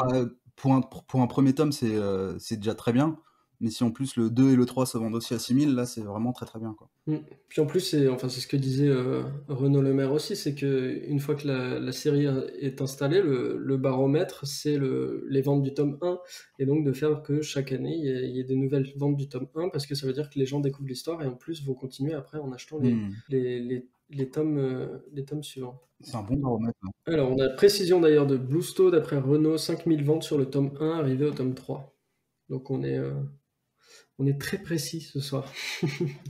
Mais c'est super cool, au moins ça nous fait des beaux chiffres. Du coup, est-ce que pour ton nouveau projet dont que tu es en train de préparer, pardon, est-ce que tu penses plutôt, tu as déjà des idées en tête pour les maisons où tu vas le proposer, ou alors t'attends encore un peu? Bah, pour l'instant, ça se passe très bien chez Kana, donc j'aimerais bien que ça se fasse avec eux. Après voilà, on verra quoi. On verra. Là, déjà, je vais en discuter avec eux, mais là, enfin, là, je te parle d'un truc où il y a rien de, il y a vraiment rien pour l'instant de concret quoi. Ouais, bien sûr, il n'y a pas de souci. Est-ce que du coup, tout à l'heure, tu disais que que tu étais encore un peu dans le doute? Est-ce que toi, tu ressens ce qu'on appelle un peu le syndrome de l'imposteur? Ouais, complètement, ouais. Mais le truc, c'est que plus ça va, plus je l'ai en fait quoi. Plus je m'améliore en dessin, plus je me rends compte que mon dessin est mauvais. Et ouais, donc et pareil sur le scénario, donc oui, je l'ai, ouais, à plein régime pour le moment. Mais je crois qu'il y a un truc comme ça avec l'apprentissage. Alors, c'est un terme très connu, mais que je n'ai plus C'est aujourd'hui. truc du plus je sais, plus je sais que je ne sais rien ou quelque chose comme ça. Ouais, c'est ça. En fait, c'est-à-dire qu'il y a différentes étapes dans la connaissance. Et au début, quand on trouve un nouveau sujet, On a l'impression Ah oui, oui, oui. de tout connaître d'un coup, de tout savoir. Ouais. Puis après, on se rend compte qu'en fait, quand on approfondit le sujet et qu'on fait vraiment des recherches, on se rend compte qu'on sait rien du tout. Ouais. Et puis, en fait, finalement, on a toute une courbe très très lente, mais qui monte quand même après pour se rendre compte qu'en fait, on en sait davantage que les autres. Ouais, c'est ça, ouais. C'est ça. Et donc là, tu es dans la phase où tu vois qu'il te reste beaucoup à apprendre, quoi. Ouais, ouais, ouais. Ouais. Et puis, ouais, je suis un peu dans la phase où je remets beaucoup en question aussi bah, tout ce qui est dialogue, etc., ce que je faisais un peu moins avant. Et, où je me compare peut-être plus au niveau scénario, parce que je me comparais beaucoup sur le dessin avant. Et là, je commence à beaucoup plus me comparer aussi sur le scénario, quoi. Et est-ce que toi, c'est quelque chose que tu as déjà envisagé Enfin, là, du coup, tu as travaillé avec un co-scénariste, avec Sylvain, mais de travailler directement sur un manga original avec un scénariste et toi n'être que au dessin? Bah, je l'ai envisagé au début, mais plus maintenant. Maintenant, ouais, je préfère être au scénario aussi. Je pense que même si on n'est pas le meilleur scénariste, le fait de dessiner ses propres histoires, ça apporte toujours quelque chose en plus. Enfin, ça, on va dire que ouais, le fait d'être son propre dessinateur rattrape peut-être les lacunes au niveau du scénario, parce que bah forcément, on a plus de connaissances de personnages, donc les expressions sont millimétrées, enfin, ce genre de choses. Puis il y a des choses peut-être très personnelles, du coup, qui passent à travers l'œuvre. Aussi, ouais, aussi, ouais. Je pense que ça a forcément enfin, par exemple, bah, pour prendre les Japonais, dans le cas d'un scénario enfin d'un manga avec un scénariste et un dessinateur, les succès, c'est Bakuman par exemple. Et Bakuman, je veux dire Death Note. Et Ouais, Death Note, le scénario, il est exceptionnel. Enfin, parce que c'est au bas. ouais, voilà, mais c'est un scénario qui est, enfin, c'est déjà une idée de base qui est exceptionnelle, et puis c'est un scénario qui est exceptionnel. Enfin, c'est incroyable. Par contre, du côté du dessin, en fait, il y a plein de succès où les scénarios sont pas si fous, mais en fait, le manga a tellement d'âme que ça fonctionne quand même, quoi. Ouais, c'est ce que disait René Goscinny, donc le scénariste d'Astérix et Obélix. Ils étaient interviewés avec Albert Uderzo pour parler j'allais dire du manga, de la BD franco-belge. Et, euh, et il y avait une question et René Goscinny répondait que Albert Uderzo avait beaucoup de chance parce que lui pouvait dessiner des BD, certes Mm. avec des mauvaises histoires, mais qui pouvait le faire, alors que lui ne pouvait pas du tout faire sans dessin, même Mm. s'il avait des bonnes histoires. Donc Ah, mais c'est ça. ça va exactement.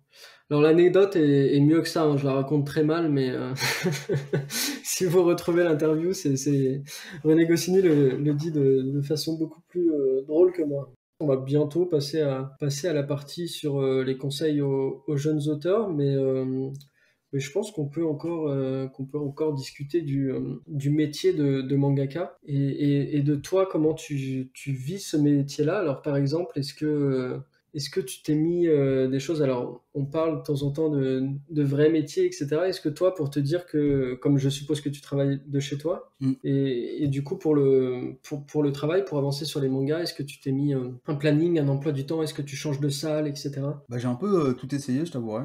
Le truc que j'ai pas essayé pour le moment, c'est justement de changer de salle. Là, j'y pense, j'y pense sérieusement en fait. Ne pas choisir les toilettes, hein, Ouais. Ah ouais? c'est peut-être un peu petit. Mais non, mais pour l'instant, tu vois, mon atelier est dans mon salon, ce qui fait qu'en fait, j'ai pas vraiment de coupure réelle entre le divertissement, enfin la vie en général et le boulot.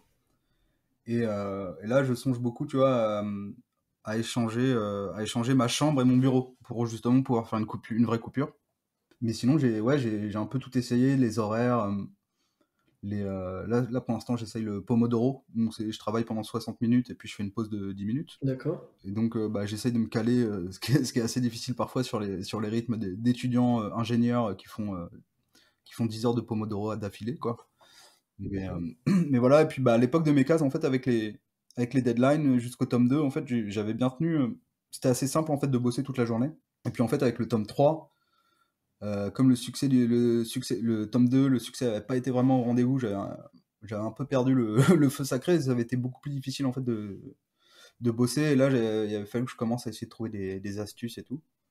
Ouais. Est-ce que la notion mentale chez toi, elle est très importante pour quand tu es artiste? Bah je pense ouais, que c'est assez énorme, ouais. Je pense que ouais.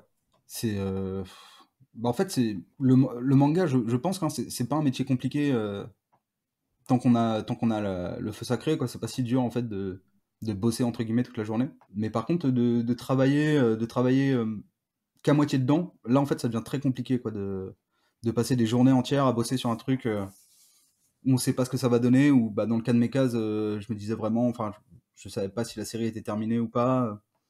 Et forcément, bah, en fait, on n'a pas la même patate au dessin, on n'a pas la même patate sur le scénario, on n'écrit pas les mêmes choses. Donc je pense, ouais, que l'aspect mental est très important. Après, ça fait partie du jeu aussi. Il faut savoir passer outre aussi, quoi. Ok, est-ce que toi, du coup, tu l'as ressenti ça en lisant après coup le tome 3? Ouais, ouais, ouais, complètement. Ouais. Complètement. Et le tome 2 aussi, quelque part. Mais par exemple, le tome 1 avait presque une naïveté qui a presque, qui était peut-être un peu moins présente dans les autres tomes. Mais, euh, mais ouais, ouais, je l'ai ressenti. Et puis là, bah, en fait, sur l'écriture de Droners, je mets aussi des trucs des, des éléments, bah, qui sont un peu plus cachés, enfin, qui sont pas forcément mis en avant, mais qui sont un peu plus sombres et en fait, qui sont dus à mon humeur du moment sur l'écriture. Et voilà, donc, ouais.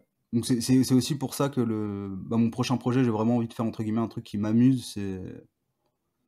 C'est parce que, en fait, c'est pas que je m'amuse pas sur Droners, mais entre guillemets, ça reste quand même un projet de commande, et puis c'est pas pour mon lectorat, etc., etc., quoi. Mais Pour essayer de vraiment te faire plaisir au travail, quoi. c'est ça, ouais, c'est ça. Et que bah, forcément que ça se ressente aussi dans le travail, quoi. Enfin, dans le résultat. Ouais. Et est-ce que tu aurais d'autres conseils justement pour gérer un peu le mental, pour gérer ces phases ascendantes, descendantes en fonction des réussites, des désillusions? La nourriture, des fois? Bah, ouais, je sais pas. Après, je t'écoute, hein, si t'as des conseils, pourquoi pas. Bah là, le tome 1 de Runners, j'ai le mois du bouclage, qui s'est un peu éternisé, en fait, qui devait être terminé pour fin mai, et qui finalement s'est étalé jusqu'au 20 juin, un truc comme ça. Et en fait, la dernière semaine de mai, j'ai dit, bon, bah là, c'est bon, je fais que Uber Eats toute la semaine, c'est pas grave, c'est qu'une semaine. Puis en fait, ça a duré un mois d'Uber Eats à pas sortir, etc. Et puis, j'étais vraiment, je suis sorti de là, mais complètement, enfin, Déphasé? ouais, déphasé, j'ai vu personne pendant un mois, j'avais presque pas fait de course pendant un mois, enfin vraiment, je déconseille. Ne faites pas ça chez vous, ceci était réalisé par un professionnel. Alors étonnamment, ça m'avait pas coûté si cher en bouffe, mais, ouais, par contre, moralement, c'était pas top top, quoi, de sortir ce truc-là. Après, pas le choix, quoi, pour le bouclage, c'est le bouclage aussi, hein. C'est comme les périodes de crunch dans le jeu vidéo, quoi. Ouais, c'est ça, ouais, c'est ça. Mais ce que je conseillerais, bah, c'est des conseils que j'écoute pas, mais voir vos potes, etc. Enfin, ça, en fait, ça me paraît super important, quoi, de se rafraîchir les idées. Enfin, de toute façon, quand vous aurez signé, voilà, enfin, vous aurez des deadlines, etc., etc. Et donc, tant que vous n'avez pas signé, vous dites pas, j'ai pas le temps de faire ça, je dois bosser, je dois bosser. Profitez entre guillemets de la vie quand même si bah, c'est important de bosser. Faites-le sérieusement, en fait. Quand vous bossez sérieusement, bossez.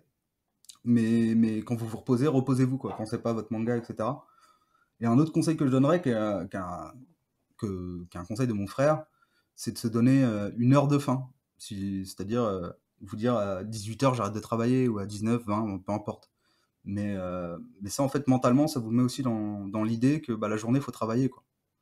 C'est-à-dire, bah, si tu dis à 20h je travaille plus. Et en fait, je pense que beaucoup de mangaka, je sais pas, enfin, beaucoup de mangaka, en fait, ont tendance à procrastiner le matin et puis travailler la nuit, quoi. Et pour rattraper, en fait, le temps qu'ils ont perdu à passer sur Internet, etc. Moi, ce que je fais beaucoup. Mais, euh, mais voilà. Donc, je pense que ça peut être une bonne idée, mais les horaires en général, quoi. Histoire de se cadrer, histoire de mentalement de se mettre dans un état d'esprit. Ouais, ouais, c'est ça, ouais. C'est ça. Bah, faire ça comme un travail, en fait. Faire ça comme un travail. Après, voilà, enfin, c'est pas un conseil que j'écoutais quand j'avais pas signé. Et puis, c'est difficile, en fait, de se remettre dans la tête de quelqu'un qui a pas encore signé. Parce que bah, forcément, on est, entre guillemets, mort de faim. Et, et du coup, bah, en fait, je comprends aussi ceux qui travaillent toute la journée. Et voilà, ouais, c'est compliqué notre conseil. Parce que le manga, en fait, c'est pas un métier sain en soi. Donc, c'est compliqué de donner des conseils de vie sain, quoi. Alors vous allez rester seul chez vous toute la journée. Ouais, ouais. Déjà le postulat de base. Et est-ce que toi, justement, comme tu es chez toi, est-ce que tu arrives quand même à gérer le truc de pas allumer l'ordi, de pas regarder le portable, de pas être sur les réseaux, de pas jouer, se divertir, tout ça? Bah là, en ce moment, je t'avoue que c'est un peu difficile, mais ce que j'ai fait pendant 2 ans là, pour Droners, c'est que j'ai coupé Internet chez moi et que je devais sortir en fait pour utiliser Internet. Et du coup, bah ça, c'est c'est assez efficace. C'est radical, mais c'est assez efficace. Puis en fait, c'est assez reposant. Internet, mentalement, c'est très demandant. Et du coup, bah, si vous êtes fatigué mentalement, je peux vous conseiller d'essayer en fait de couper Internet chez vous. Ça peut être. Après, Internet, ça apporte plein de choses aussi, hein. Mais là, quand je l'ai remis au début, ça m'a fait beaucoup de bien bah, de pouvoir remettre Twitch en fond, c'est-à-dire avoir de la compagnie entre guillemets. Mais en fait, assez vite, bah, c'est devenu un trou à procrastination, quoi. Donc ouais, et je sais pas comment les autres gèrent ça d'ailleurs. Bah, par exemple, là, en ce moment, je suis pas mal sur Discord et je vois qu'il y a ZD qui est connecté toute la journée. Et du coup, bah, lui, il bosse sur tablette graphique en plus. Donc, bon, après, il a un mental d'ingé, donc peut-être peut-être qu'il gère les trucs différemment. Ouais, il est en promo, ça fait 3 mois qu'il est en promo. Non, en plus, il y a le tome 2 de Space Punch qui arrive en décembre. Ouais, bah, il arrive super vite, hein. Non, j'étais impressionné. Mais je crois qu'ils font la tactique du préparer 2 tomes avant Ouais, de du sortir frigo. le premier. Ok. Comme ça, il y a de l'activité tout de suite pour que la série prenne, à mon avis. On vient peut-être de dévoiler une technique en direct, mais bon. Ah oui, oui. Oh, bah, c'est connu ça, t'inquiète. Mais ouais, pour tout ce qui est, c'est vrai que pour tout ce qui est divertissement, quand on travaille chez soi, c'est assez difficile, mais pas que les mangaka, tous les auteurs, tous les artistes en général, les écrivains, etc. Hmm. C'est clair que c'est compliqué. Puis il faut pas oublier que des fois on fait pas exprès parce que les applications, tout simplement, tout ce qui est par exemple réseaux sociaux qui utilisent Internet, mais par exemple Instagram, Facebook, Twitter et compagnie, le seul but de ces compagnies-là, il y a beaucoup de personnes qui travaillent pour ça. Leur seul but, c'est que vous passiez le plus de temps possible Ouais, oui, sur oui. l'application. Ouais. Donc des fois, vous faites pas exprès, mais en fait, vous passez 2-3 heures dans la journée dessus en y passant 5 minutes toutes les 30-35 minutes. Oui, complètement, ouais. Complètement. Et puis, bah, c'est des années pour. Enfin, moi, je sais que j'ai un problème avec YouTube. Et bah, YouTube trouve toujours une petite merde pour me faire rester 5 minutes de plus à cliquer Des sur. suggestions. Voilà, par exemple, cliquer sur une vidéo de comment, comment Instagram fait pour garder mon attention, tu vois, des trucs comme D'accord.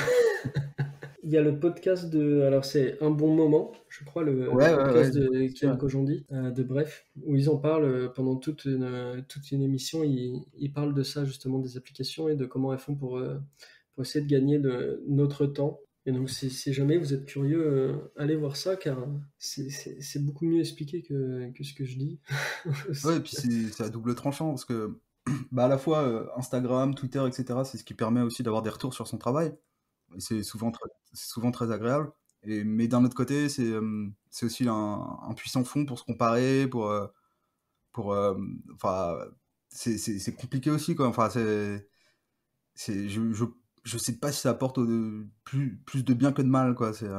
Ouais, puis il y a ce côté-là aussi dans le manga français où les auteurs doivent aussi faire leur promotion Ouais, et du coup doivent passer par toutes ces étapes-là de réseaux sociaux, de faire des annonces, etc. Et donc ça prend du temps, hein, mine de rien. ouais, ouais. Bah, je sais que je me suis assez mal débrouillé parce que j'ai un peu disparu des réseaux sociaux là pour 2 mois avant la sortie, ce qui n'était pas terrible. Mais ouais, enfin, je crois que c'est Renaud qui est pas mal d'avis que l'auteur doit faire sa promo, etc., etc. Moi, je sais pas si je partage ta vie. Je me dis que de toute façon, si la série est bonne, elle finira par trouver son public. Les Japonais, ils passent pas. Enfin, je veux dire, le Dragon Ball a fonctionné sans les réseaux sociaux, quoi. Après, il y avait bien sûr le Shonen Jump. Ouais, c'est ça, c'est qu'ils ont ils peuvent avoir tout de suite la température des séries. Ouais. Mais ouais, ouais, je sais pas si les réseaux sociaux sont si importants que ça. Ouais, je sais pas trop. C'est important pour l'estime de personnel, sûrement. Mais, C'est clair que là-dessus, par contre, il y a un gros truc avec les réseaux sociaux. ouais. Et est-ce que toi, par exemple, tu arrives, est-ce que tu as des techniques quand t'es bloqué, par exemple, dans ton art, soit que tu n'arrives pas à faire une planche, soit que tu es sur une scène qui est très compliquée, que tu n'arrives pas à t'en sortir? Je pense par exemple notamment à Stephen King qui dit que dans ces moments-là, il faut sortir, il faut aller se promener et revenir. Est-ce que toi, t'as un truc comme ça aussi pour éviter d'être bloqué? Bah, généralement, je m'acharne. Ce qui est sûrement. Et peut-être que je devrais écouter Stephen King, du coup. Mais ouais, j'ai pas spécialement de technique, hein.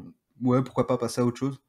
Mais après, s'acharner, ça a du bon aussi. C'est-à-dire, bah, ce que j'aime bien avec le Pomodoro, c'est que tu restes devant ton scénar pendant un certain nombre d'heures. Et tu es obligé d'avancer, tu es obligé de faire que ça. Alors au début, c'est difficile, mais en fait, au bout d'un moment, ça vient, et quand ça se débloque, bah, ça se débloque vraiment, et tu commences à avancer, quoi. Puis il y a la notion de pause aussi, comme tu le disais. Tu as une pause de 5 minutes toutes les heures, c'est ça? 10 minutes, ouais. 10 minutes. Donc ça te permet, enfin ton cerveau sait forcément qu'il va avoir une pause, donc peut-être que ça aide aussi, quoi. Complètement, en fait, tu regardes le truc, tu dis, bon, bah là, il me reste 20 minutes, ça va, je reste concentré, etc., quoi.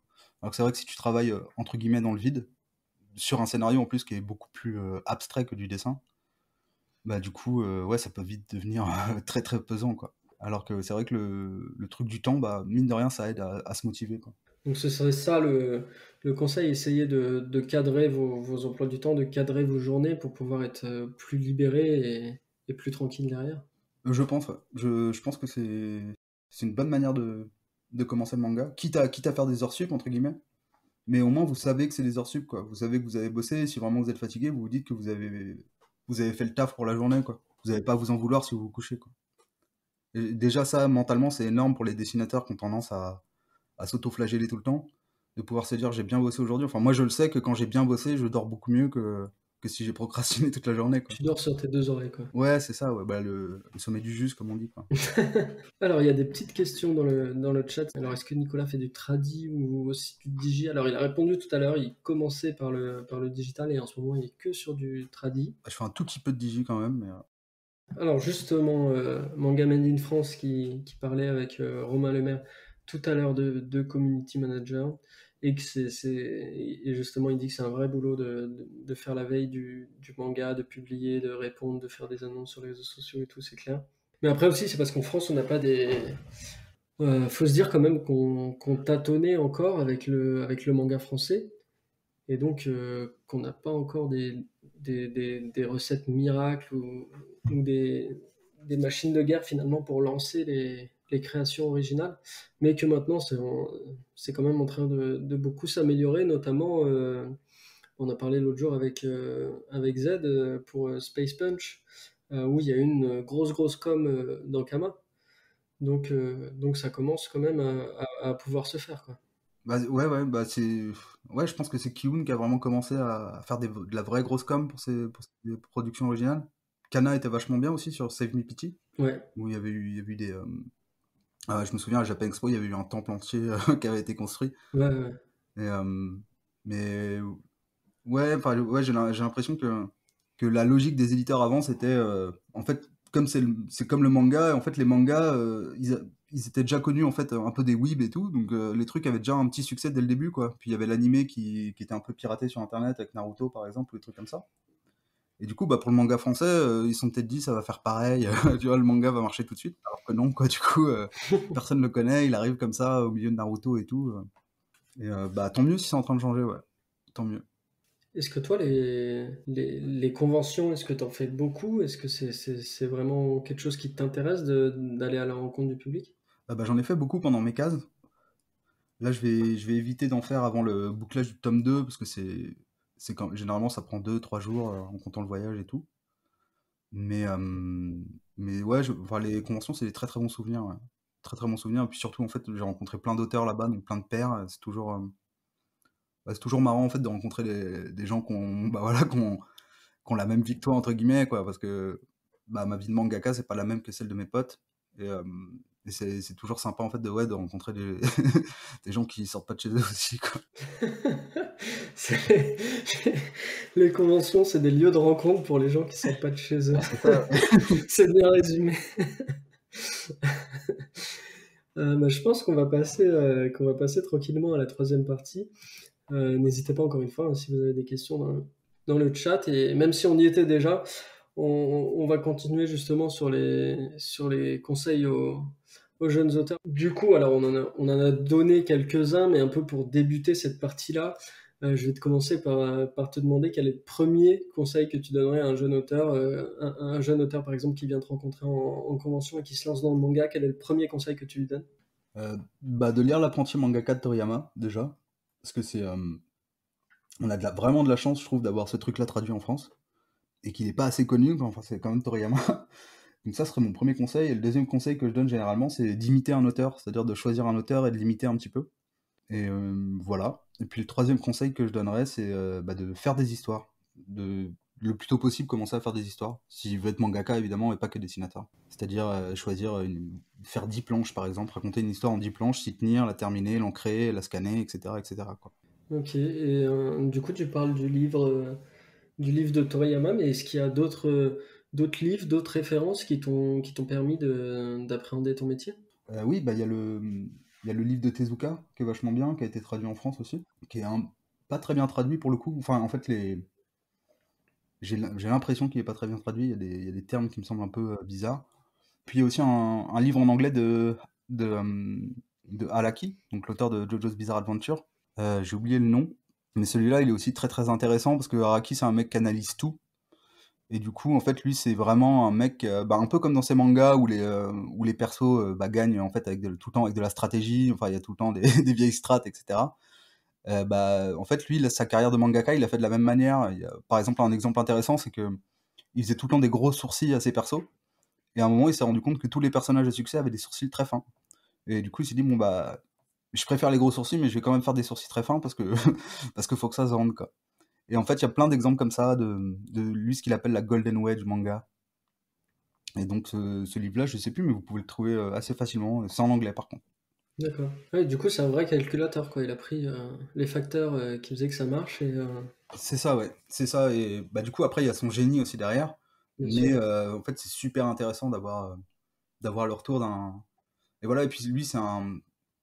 Ouais, enfin, c'est pas un génie du manga, justement, quoi. Donc, c'est ça qui est assez intéressant, c'est que justement, il a dû faire son chemin avec l'huile de coude, quoi. Vraiment, voilà, en poussant le destin, quoi. Donc, c'est très intéressant de voir quelle technique, quelle tactique il a utilisé pour ça. Ok, alors après j'avais une question sur le matériel, mais on en a parlé tout à l'heure, quand on a évoqué le fait que tu étais un auteur traditionnel. Tu disais qu'il fallait pas forcément acheter le plus cher pour, Ouais. pour débuter. Toi, ça consiste en quoi le matériel que tu as là, par exemple sur Droners? Je vais vous dire déjà le matériel de base, c'est-à-dire avec lequel on peut déjà commencer à dessiner un manga. Il faut une planche, forcément, du papier prêt pour l'encre, une plume, de l'encre, un crayon à papier, une gomme et une règle. Et déjà avec ça, en fait, vous avez quasiment tout l'attirail du mangaka, quoi. Alors après, derrière, on peut rajouter du blanc. Donc il y a un truc qui s'appelle le Mistnon qui marche très bien. Donc c'est pour gommer les petites bavures d'encre. Des feutres de différentes tailles, et puis des pinceaux. Mais globalement, en fait, il n'y a pas trop d'outils secrets de mangaka à part la plume, quoi.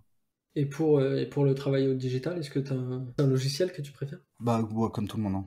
C'est, Clip Studio, Clip Studio Paint, ils sont vraiment à des années-lumière de tout, hein, à ce niveau-là.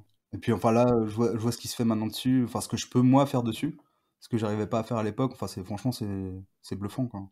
Alors, il y a Tenko qui nous dit qu'il y a aussi, puisqu'on parlait d'Araki, il y a aussi les codes du manga du moment, et que lui, par exemple, voulait faire quelque chose dans Far West Cowboy, mais que ça plaisait à très peu de monde à ce moment-là. Hmm. Est-ce que toi aussi, tu as réfléchi, par exemple, quand tu as proposé mes cases, hein, est-ce que ça marcherait sur le moment T? Est-ce que ça marcherait est-ce que c'est dans les thèmes, dans les tendances du moment?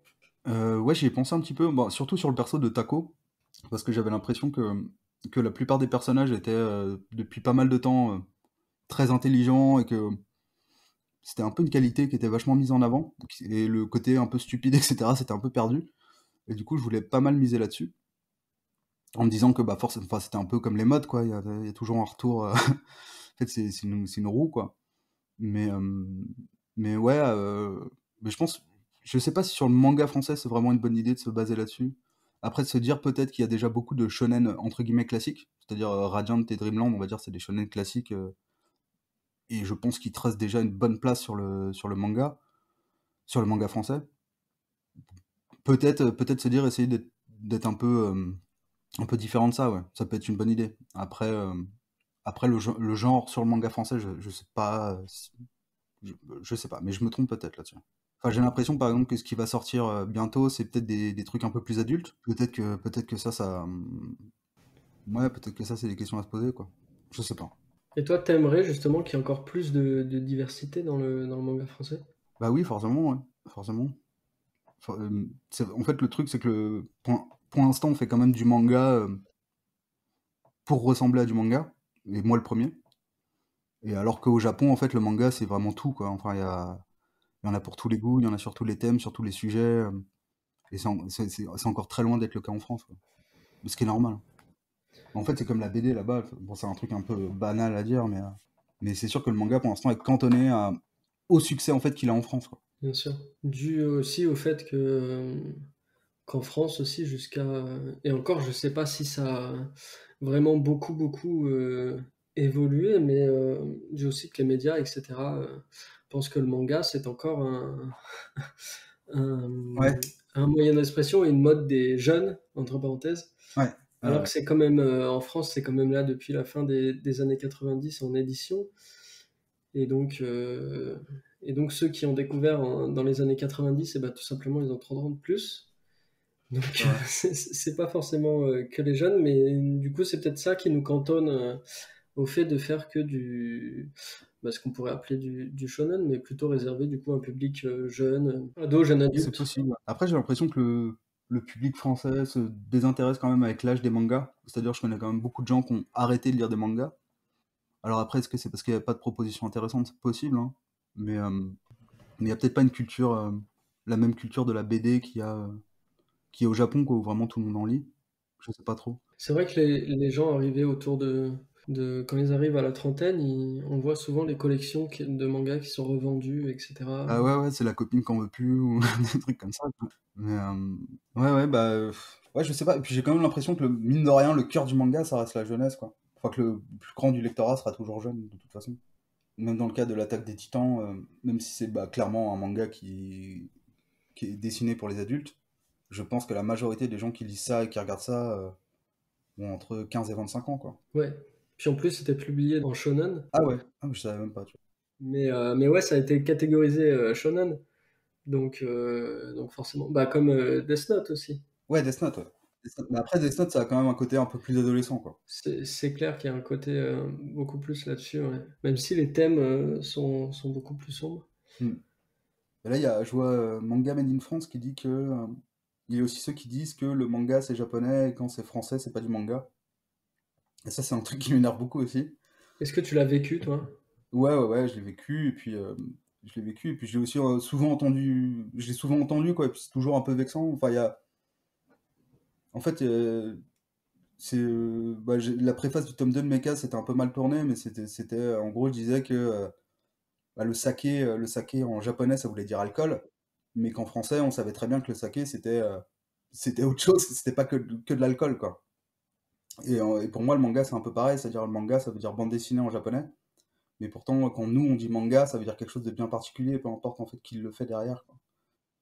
Et ouais, enfin il y a plein de trucs que je trouve un peu idiots, enfin on peut faire n'importe quel art japonais et ça passe, mais j'ai l'impression que le manga il y a un truc ouais où je crois que c'est le côté puriste des fans de manga, que moi j'étais le premier des puristes et je le comprends.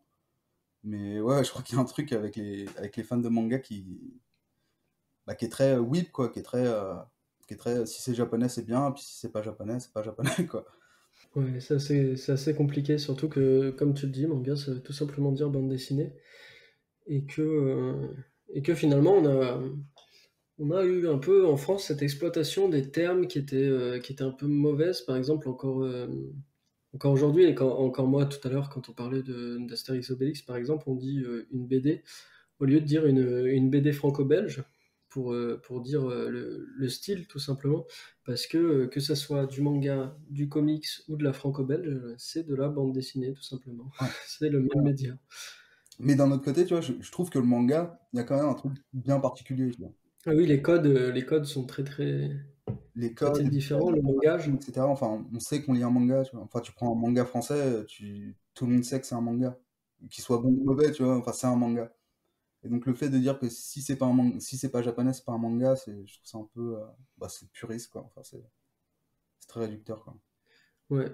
Puis on a ce qui peut être dur parfois aussi, c'est qu'on a ce côté-là des termes, tout simplement, que si c'est pas fait par un japonais, c'est pas du manga, mais aussi le truc que qu'on avait, alors qu'on a de moins en moins aujourd'hui parce que ça s'est beaucoup plus développé, mais qu'on avait au début beaucoup et dont Moonki nous en a parlé, c'est aussi le truc de vous aurez jamais le niveau des Japonais, qui Ouais, revenait énormément, quoi. ouais, ouais. Et Bah, ça c'est très difficile, quoi.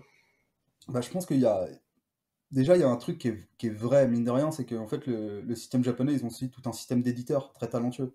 C'est-à-dire que derrière chaque manga, il y a aussi un éditeur talentueux. Et, bah, en France, il y a plein d'auteurs en fait, qui sont laissés à eux-mêmes. C'est-à-dire où en fait, il n'y a personne pour les pousser, pour pousser leur talent, en fait. Et donc forcément, bah, ça se ressent dans l'œuvre derrière, quoi. Et donc ça, c'est le premier point. Et c'est finalement assez vrai que bah, le manga japonais, il a cet avantage-là, c'est-à-dire de mettre, euh, de mettre autant enfin pas en avant, mais que l'éditeur, en fait, le travail de l'éditeur est aussi important que celui de l'auteur, parce que quoi. Bien sûr, et puis surtout pour les jeunes auteurs, puisque souvent c'est l'éditeur lui-même qui lui apprend les codes, en fait, la Ouais, grammaire du manga, quoi. ouais, c'est ça, ouais. C'est ça. Et après, bah, dire qu'on sera jamais aussi bon ou des trucs comme ça. En fait, les mangas, on retient les merveilles, mais il y a plein de, il y a plein de merde qui sortent au Japon aussi. Et c'est des mangas quand même, quoi. Donc, ouais, ça veut pas dire grand-chose, je pense. C'est clair.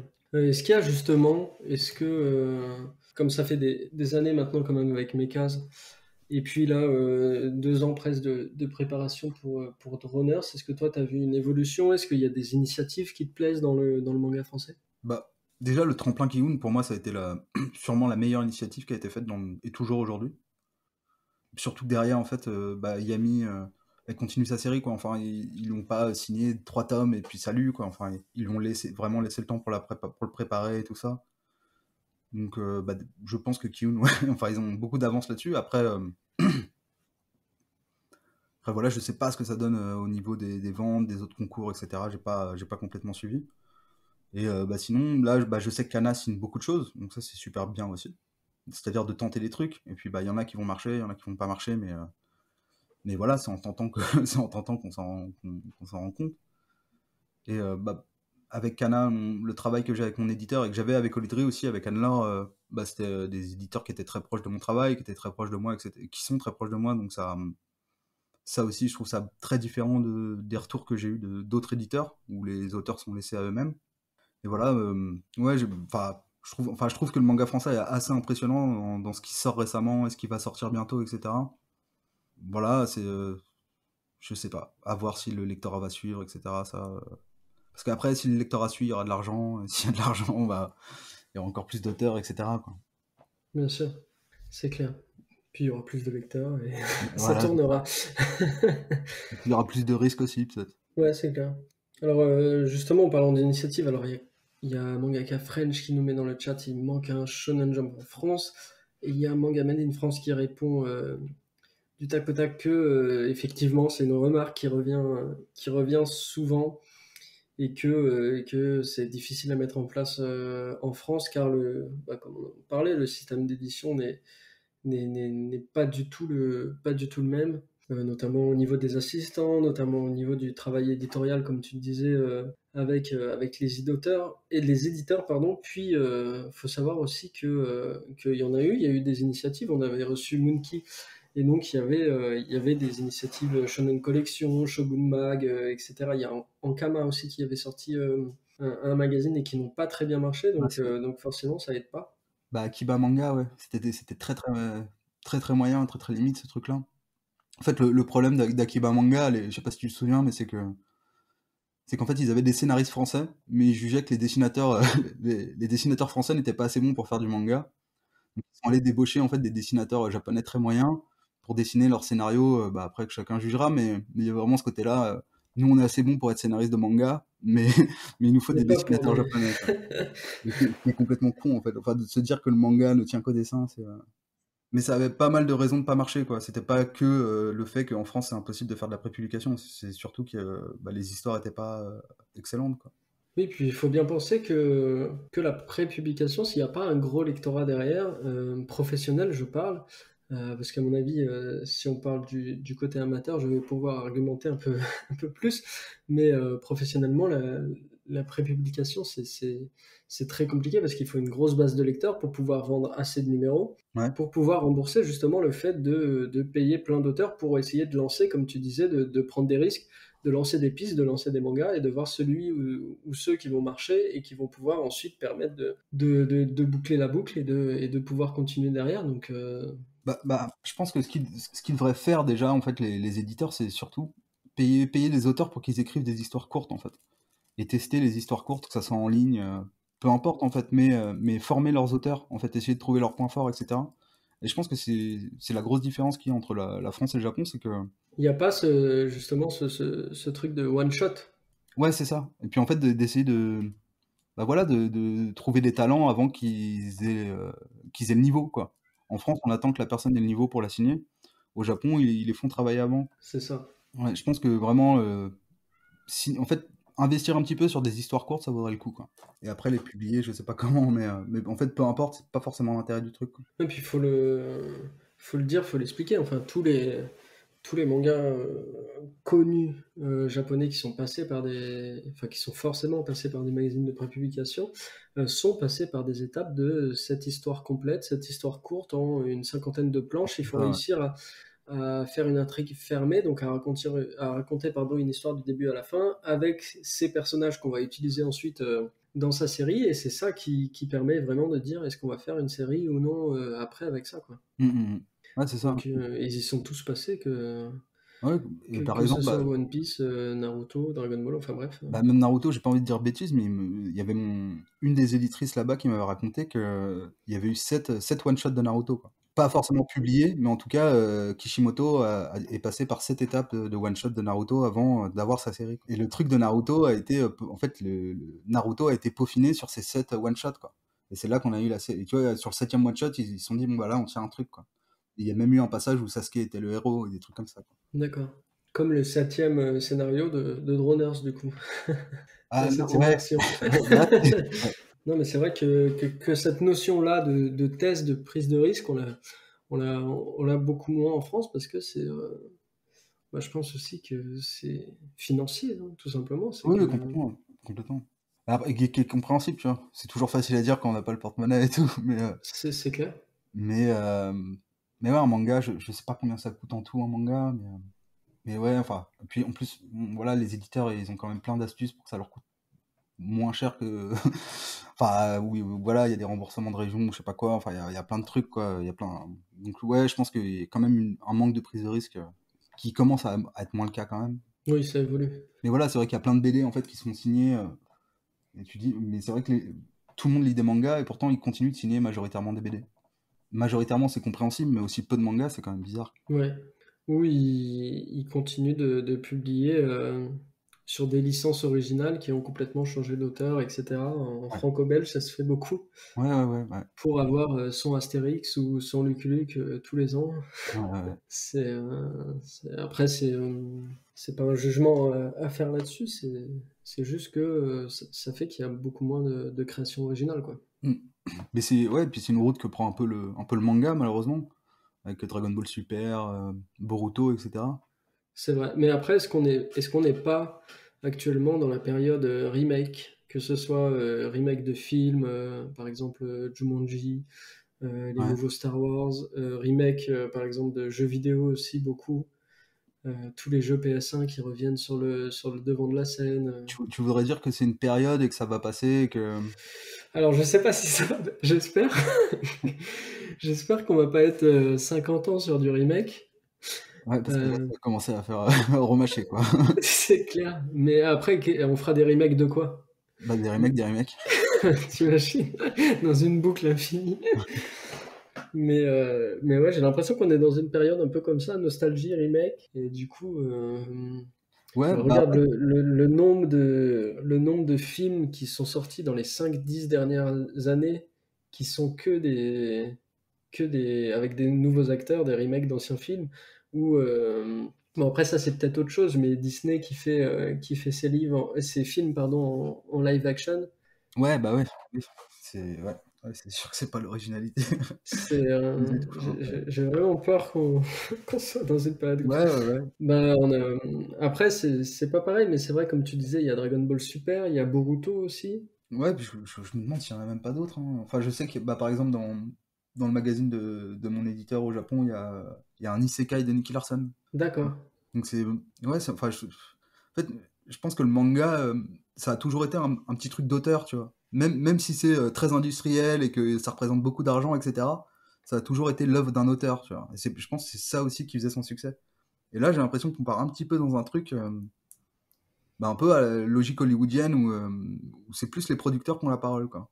C'est vrai qu'une fois qu'on parle de gros sous, c'est plus facile de conquérir, enfin c'est complètement, j'enfonce une porte ouverte, hein, mais c'est plus facile de conquérir un public qui a déjà adopté la cause plutôt que de C'est sûr, c'est sûr. d'aller sur Après, un terrain ouais, glissant, quoi. mais peut-être que tu vois, il y a des bonnes intentions derrière. Peut-être qu'ils disent on fait Dragon Ball Super, comme ça les gens continuent d'acheter le Shonen Jump et on peut pousser des nouvelles séries derrière. Ce qu'ils font d'ailleurs, hein. Ils continuent quand même de faire Aussi, de nouvelles séries. Mais ouais, je sais pas. J'ai l'impression que Dragon Ball Super c'était un peu la boîte de Pandore et qu'on va avoir quand même un bon paquet de trucs dans le genre dans les années à venir. Ouais. Et fait tu par me des. fais peur, ouais. Ouais, Ouais, c'est vrai que. Ouais. Alors, on a quelques réponses du coup dans le chat sur ce dont on parlait. C'est vrai, effectivement, ça on en a beaucoup parlé dans les anciens épisodes, que le manga français c'est forcément plus cher à faire puisque c'est pas juste de l'adaptation d'un manga japonais. Faut tout payer derrière. Donc c'est beaucoup plus risqué. Alors on nous dit que le dessinateur de Dragon Ball Super avait fait un fan manga avant de DBZ. mais je crois que c'est Toyotaro et que c'était l'assistant de Toriyama même. Je crois, hein. Mais je crois aussi que c'était quelque chose comme ça. Il me semble que pour Boruto, c'est pareil, c'était l'assistant De Kishimoto, ouais. de Kishimoto. Ouais. Mais bon, après, voilà. Alors, je suis d'accord avec le dernier commentaire qui a été mis dans le chat. Effectivement, on est complètement dans un peu une nouvelle ère du manga français et ça commence à être très accepté, à se populariser et donc on va pouvoir avoir pas mal de nouveaux projets. Rien qu'à voir sur l'année prochaine, à mon avis, on va être servi Ouais. niveau manga français. Et donc c'est ça qui est super parce que plus il y en aura, plus il y aura des initiatives derrière. Donc voilà. Oui, c'est ça. Et puis, ils vont pas tous marcher forcément, mais bah, pour l'instant, on va dire, je pense que dans les grosses ventes, il y a Orion, Radiant, Dreamland. Je sais pas si j'en oublie, mais forcément que, en fait, plus il y aura de succès, plus il y aura de lectorat, plus les gens seront curieux, plus il y aura d'étagères dans les librairies, etc., etc. Bien sûr. J'ai lu dans une interview que tu avais donnée il y a déjà quelques temps que tu disais, alors je cite, hein, mais ce qu'il manque en France, ce sont des ateliers où plusieurs auteurs pourraient travailler ensemble et partager le matériel. Est-ce que tu penses encore ça aujourd'hui? Est-ce qu'il y a des initiatives du coup qui te plaisent et qui vont dans cette direction-là? Alors, je le pense toujours aussi, toujours un peu, ouais. Parce que, bah, en fait, à l'époque, je pense que j'avais vraiment envie de me lancer dans mon atelier, d'avoir un atelier, quoi. Et je pense toujours que ça pourrait être très cool en fait de bosser en atelier. Bah, pour les raisons qu'on évoquait tout à l'heure, tu sais, de séparer travail et vie, et plein de choses comme ça. Puis pas être tout seul aussi tout le temps. Et puis l'atelier, bah, mine de rien, ça permet aussi d'accueillir des assistants si possible, enfin plein de choses comme ça. Mais par contre, j'ai rien fait pour, donc du coup. Mais là, par exemple, je sais que bah, il y a Louis et moi, je sais pas si j'ai le droit d'en parler, mais Louis et Géo. Donc qui sont des auteurs du Sud qui a priori vont lancer un petit atelier dans le Sud, là. D'accord. Et il me semble que Tony a aussi commencé dans un atelier à Toulouse, si je dis pas de bêtises. Ouais, je crois que Tony avait un atelier, ouais. Et il y a aussi les auteurs de Last Man Ouais, qui avaient le premier studio, je pense. ouais, bah oui, oui. Et puis indispensable pour travailler comme il voulait le faire, ouais. C'est clair. Mais oui, bah du coup, ouais, je pense toujours que l'atelier c'est une bonne idée. Mais d'ailleurs, ouais, en fait, un petit conseil un petit conseil pour les apprentis mangaka, si vous avez des potes dans votre ville qui dessinent aussi, bah essayez carrément bah ça dépend de votre âge évidemment, mais louer un local, ça peut être une très très belle motivation quoi, pour aller bosser et voir du monde. C'est clair. Puis avant le local, il y a même maintenant les espaces de coworking où Ouais, c'est à l'heure 10, enfin, je sais pas quels sont les tarifs, peut-être 15 € les 2 heures, quelque chose comme ça, mais où vous avez le café, le jus d'orange, enfin voilà, vous pouvez En boire vrai, et ça peut manger. être un truc. Ça peut être après pour le manga, je t'avoue, avec tout, tu vois, tout le bordel, Ouais, faut essayer d'en trouver un calme. ouais, ouais, c'est ça, ouais. Non, non, mais je veux dire, tout le bordel du mangaka, tu vois? Genre, Ah oui, oui, et tout le ouais, matériel, ouais, ouais, ça peut être bien quand même d'avoir sa petite planque à soi, c'est clair. Enfin, c'est ce que tu disais aussi tout à l'heure, c'est s'ouvrir aux autres, ne pas oublier de se sociabiliser, ouais, qui est super important, quoi. ouais, complètement. Ouais, et puis en fait aussi un truc et dont j'ai été le premier coupable aussi, c'est quand j'ai écrit mes cases, ça a vraiment été un recraché de toutes mes lectures manga. C'est-à-dire que j'ai vraiment fait bah, tous les mangas. J'ai essayé de mettre tous les mangas que j'avais kiffé, de Akira à Rookies, à Slam Dunk, etc. Et je pense qu'un truc très important, en fait, c'est d'élargir aussi d'élargir, d'élargir ses influences et finalement pas faire ce qui ne peut être qu'un recraché du manga si vous n'avez lu que des mangas de toute votre vie, quoi. Et donc sortez, rencontrer des gens, lire d'autres trucs, voir des films qui sont pas que japonais, etc., etc. C'est très important aussi. Et maintenant, aujourd'hui, c'est quoi les mangas que tu suis actuellement? Bah peu en fait, peu. Là, depuis 2 ans en fait, je lis plus trop de mangas. Je lis des tomes 1, et, mais voilà, ouais, je suis peu de mangas maintenant. Est-ce que tu es plus film, série, jeux vidéo, livre? Ouais, surtout film quand j'ai le temps. Mais là sur Droners en fait, j'étais surtout podcast quoi. En gros, hein. J'écoutais Joe Rogan et puis en fond et puis des trucs comme ça quoi. Mais ouais, il faut que je m'y remette quand même à la lecture quoi. Mais ouais, et puis animé quoi. Enfin, j'ai quand même essayé de regarder. Bah, par exemple, l'Attaque des Titans ou ce genre de choses, quoi. Mais je suis vraiment pas à jour, quoi. C'est une mauvaise habitude que je partage avec toi. Je suis aussi beaucoup de tome 1, mais pas le... Ouais, bah, et puis il y a aussi le problème bah, déjà du prix, mine de rien, parce qu'on en parlait tout à l'heure, tant qu'on n'a pas le succès, bah, c'est difficile. Mais, et puis la place, quoi. C'est-à-dire que moi, j'ai déjà une énorme collecte de mangas, et je trouve plus de place pour les One Piece, ce genre de choses, quoi. C'est aussi le problème des mangas, quoi. C'est la place que ça prend. D'où l'idée aussi d'un atelier où Ouais, on complètement, ouais. peut ordonner. Je vois Mangaka French qui parle de Chainsaw Man, ouais. Mais j'ai lu le tome 1, du coup. Et je trouve ça très bien, ouais. Bousto nous dit que chez les BDistes, donc je pense chez les franco-belges, ça se fait beaucoup les ateliers. Mais c'est aussi beaucoup parce qu'il y a beaucoup de coloristes, Ouais, bien vu, ouais. je pense. Enfin, il y a un peu plus de monde quoi, qui touche aux planches. Et puis c'est pas le. Après, bon, j'ai pas envie de généraliser, mais c'est vrai que pour avoir rencontré quelques auteurs de franco-belge, c'est pas la même populace, quoi. C'est c'est une façon différente de voir le travail. C'est vrai que les auteurs de manga, ils sont assez, ouais, enfin, il faut avoir le nez qui est dessus, quoi. Et les auteurs de BD franco-belge, après, je veux pas vraiment parler, enfin, j'en connais peu, donc c'est difficile à dire, mais ils ont une vision un peu différente, ouais, du travail, je pense. Déjà, ils font que 46 planches, donc... Ouais, ouais, ouais.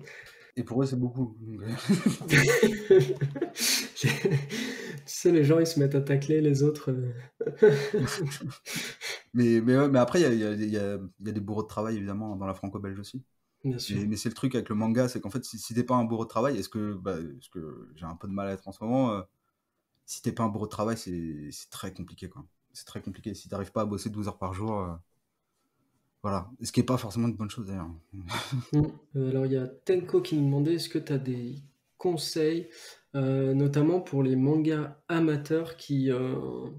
Après, ça, je pense que c'est une manie qu'on a un peu tous, c'est que tout à chacun, quand il se met à faire du manga, surtout quand il est jeune, on va se rapprocher de ce qu'on lit et du coup, on va faire des mangas japonais avec des prénoms japonais, etc. Mm. Il trouve, lui, qu'il y a très peu de mangas amateurs qui abordent autre chose que des combats et qui font du coup très très japonais. Est-ce que toi, tu aurais un conseil pour les mangaka amateurs? Bah, je trouve que déjà, c'est un bon conseil, ce que tu viens de dire. C'est-à-dire, pas donner des noms japonais à, à ses persos. Bah, pour le coup, Taco, moi, en fait, à la base, il s'appelait Tao. Et je me suis dit que Taco, c'était plus marrant, mais en fait, bah, avec le recul, ça fait Weeb. Et, ouais, en fait, bah, déjà, inspirez-vous de enfin, si vous voulez faire un truc sur l'école, par exemple, bah, faites un truc sur votre école à vous, quoi. Pas sur une école au Japon. Ouais, pas avec des élèves en costume qui lavent leur classe. Ouais, c'est ça. C'est-à-dire exactement, pas mes casses, quoi. Pardon, je sais pas fait exprès. Mais du coup, Mais bah après, tu vois, c'est ce que je te disais tout à l'heure aussi, tu vois, c'est que Mecha, ça a vraiment été le recraché de tout ce que j'aimais dans le manga, tu vois, mais qui était pas forcément une bonne idée. Manga, ouais, bah manga amateur, déjà, le conseil que je peux te donner, tu vois, c'est de pas se lancer dans une histoire en 100 tomes et d'essayer de faire des histoires courtes. Le premier truc est voir si votre concept tient en 30 pages, etc., etc. Ça, c'est un peu un problème que je retrouve souvent chez les mangaka amateurs, quoi. C'est l'envie de faire One Piece tout de suite, quoi. Mais même Oda, il a pas commencé par One Piece. Donc, C'est ça. Puis le fait de faire des projets courts aussi, ça permet de voir tout simplement votre propre évolution. ouais, Et puis de pouvoir montrer aussi, si par exemple vous voulez aller voir des éditeurs ou quoi plus tard, de leur montrer votre courbe de progression en leur montrant tout simplement des projets courts, quoi. complètement, ouais, complètement. Et même pour vous, en fait, c'est vachement agréable, en fait, d'avoir un truc à montrer. C'est-à-dire, plutôt que dire, ah, voilà mon scénario, je vais te le raconter et tout, machin. Bah, en fait, à vos potes, vous avez une histoire en 30 pages à montrer. Et sur ces 30 pages, bah, il peut dire ça j'ai aimé, ça j'ai pas aimé, tiens, ce perso il est trop bien. En fait, ils peuvent vous faire des retours beaucoup plus intéressants sur le manga que... En fait, l'histoire courte, de toute façon, c'est l'essence du manga. Donc, vous avez vraiment entre les mains un bijou, quoi, quand vous avez une histoire courte. Et plutôt qu'un chapitre 1, tu vois, un chapitre 1, et puis le 2 arrive dans 2 mois, je vous promets, tu vois, Ouais. ce genre de trucs, quoi. Voilà ce que je conseillerais, faire des histoires courtes. Ou au contraire aussi le problème du fait, par exemple, ah j'ai déjà fait 3 tomes et demi depuis 5-6 ans, mais il faut pas que tu regardes les premières planches parce que justement Ouais, c'était au tout début, donc et c'est vrai que ouais, ça c'est carrément, ouais. assez compliqué, quoi. Carrément, carrément. En fait, gardez vos histoires pour quand vous serez prêt à vous lancer, quoi. Pour le moment, si vous pensez que vous êtes encore amateur et tout, bah faites des histoires courtes. Concentrez-vous là-dessus, vous allez avoir des retours beaucoup plus constructifs, ouais. Et à quel moment toi tu te dirais de se lancer dans le dossier? Est-ce qu'il y a des indices un peu qui peuvent permettre de se dire ok là je peux contacter les éditeurs, j'ai de quoi les contacter? Bah, à mon avis, c'est qu'il est jamais trop tôt, trop tôt pour le faire. De toute façon, du pire, l'éditeur vous dit non. Et il y a des chances qu'il vous donne des conseils. Donc, je pense qu'il y a vraiment pas trop je dirais plutôt, par contre, essayer de pas signer un dossier, par exemple, à 4000 balles, quoi. Ce genre de trucs. Qui peuvent être vraiment des pièges et vous pourrir moralement et vous enfermer dans un truc très compliqué, quoi. Donc, si un éditeur vous propose pas de trucs intéressants, signez pas. Mais par contre, il est jamais trop tôt, je pense, pour envoyer un dossier. Même si vous êtes, même si vous avez 12 ans, quoi. Enfin, je pense que même à 12 ans, on peut envoyer son dossier, ça coûte rien. Oui, puis on sait jamais s'il y a un retour et qu'ensuite l'éditeur nous donne des pistes sur quoi travailler, ça peut aider, quoi. Complètement, ouais. Mais je crois que c'est Larsenet qui avait envoyé. Je me souviens plus exactement de l'histoire, mais je crois que c'était pour Fluide Glacial, que de ses 14 ans et de ses 24 ans, il envoyait ses dessins tous les ans. Et que bah, au bout d'un moment, ils ont dit bon, allez, viens, on va te signer 2-3 trucs, quoi. Pendant 10 ans, il a envoyé ses dessins, quoi. Alors je vais encore reparler de Stephen King, mais il y a cette anecdote-là aussi où lui, il envoyait ses nouvelles, ses romans aux maisons d'édition. Il avait aussi des retours et donc il disait qu'il a vu son évolution là-dessus parce que quand il était tout jeune et qu'il envoyait ça, il mettait en fait les retours, ses fax ou ses lettres sur son mur en fait en face de son bureau. Hmm. Et du coup, il pouvait voir les retours et il disait qu'alors au début c'était très drôle parce que c'était des retours très formatés, pas du tout personnalisés, juste en disant non merci, merci d'avoir proposé votre histoire, etc. Hmm. Et puis en fait, au fur et à mesure des années, au bout d'un moment c'était toujours des refus, mais par contre c'était argumenté, ça on a bien aimé, ça on n'a pas aimé, etc. On le prendra pas pour ça, etc. Et puis après finalement, finalement les refus étaient de plus en plus argumentés et finalement il a réussi par signer quoi. Donc ça peut être aussi, là c'était vraiment comment on pourrait dire, une preuve pour voir l'évolution puisque c'est en face de vous, c'est sur le mur du bureau, quoi. Mais effectivement, ça peut être des clés comme ça qui peuvent vous faire avancer, quoi. Complètement, ouais. Et puis ça montre aussi que l'édition est pas inatteignable. Parce que moi, je me souviens que quand j'étais pas édité, j'avais vraiment l'impression que ça arriverait jamais. Et bah, mine de rien, en fait, si tu arrives à rentrer en contact avec un éditeur, même s'il te signe pas tout de suite, bah, c'est déjà un premier pas de franchi, quoi. Est-ce que tu pensais que c'était un cercle très fermé? Ouais, complètement, ouais. Et donc quand tu as rencontré les premiers auteurs, ça a dû te faire un choc? Les autres, entre Les parenthèses. autres? Ouais, bah exactement, ouais. Ouais, c'est marrant. Parce que là, du coup, ça me remet dans un mode dans lequel je suis plus du tout, mais ouais, ouais. Ouais, bah oui, oui, oui, bah en fait, quand t'es pas signé, tu regardes un peu. Enfin, en tout cas, c'était mon cas. Je regardais un peu les auteurs signés avec jalousie. C'est-à-dire, je regardais les défauts, en quoi ils étaient moins bons que les japonais, pourquoi moi j'étais meilleur, etc. Ce qui était Mm. loin d'être le cas, hein. Pourquoi eux et pas moi, quoi. Pourquoi eux et pas moi, exactement, ouais. Exactement.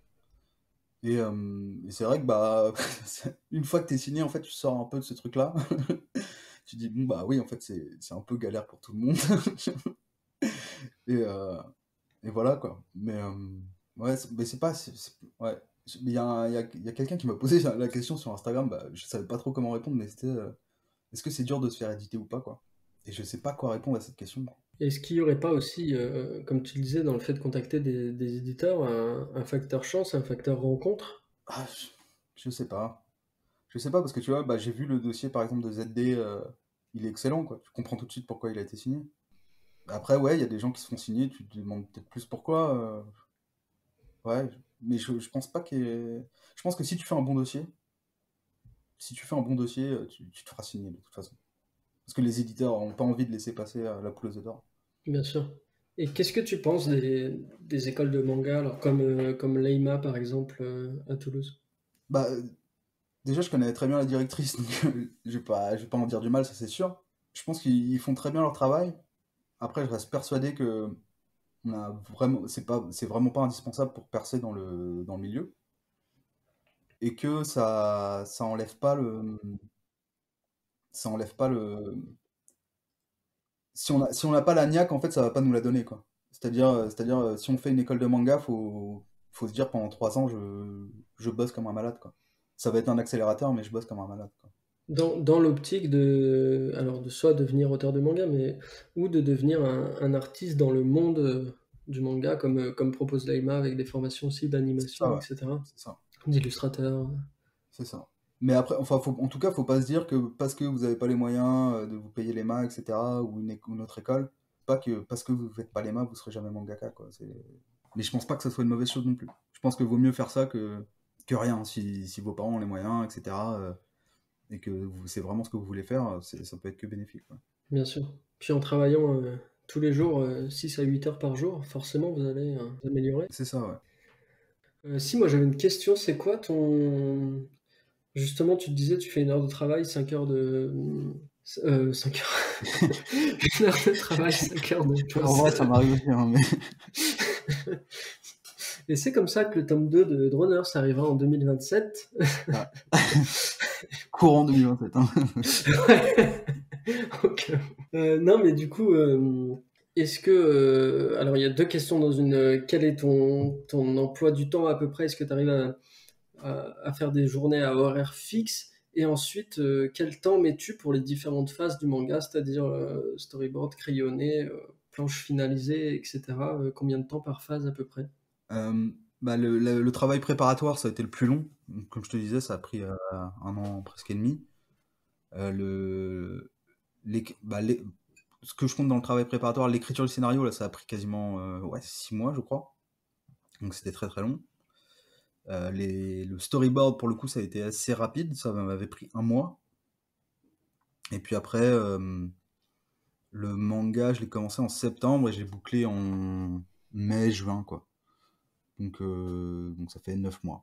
Bah, en fait, enfin, sur mes cases, j'étais allé beaucoup plus vite sur le tome 1 et 2, où je crois que le tome 1, je l'avais bouclé en 6 mois, le tome 2 en 7-8 mois, et, tout compris.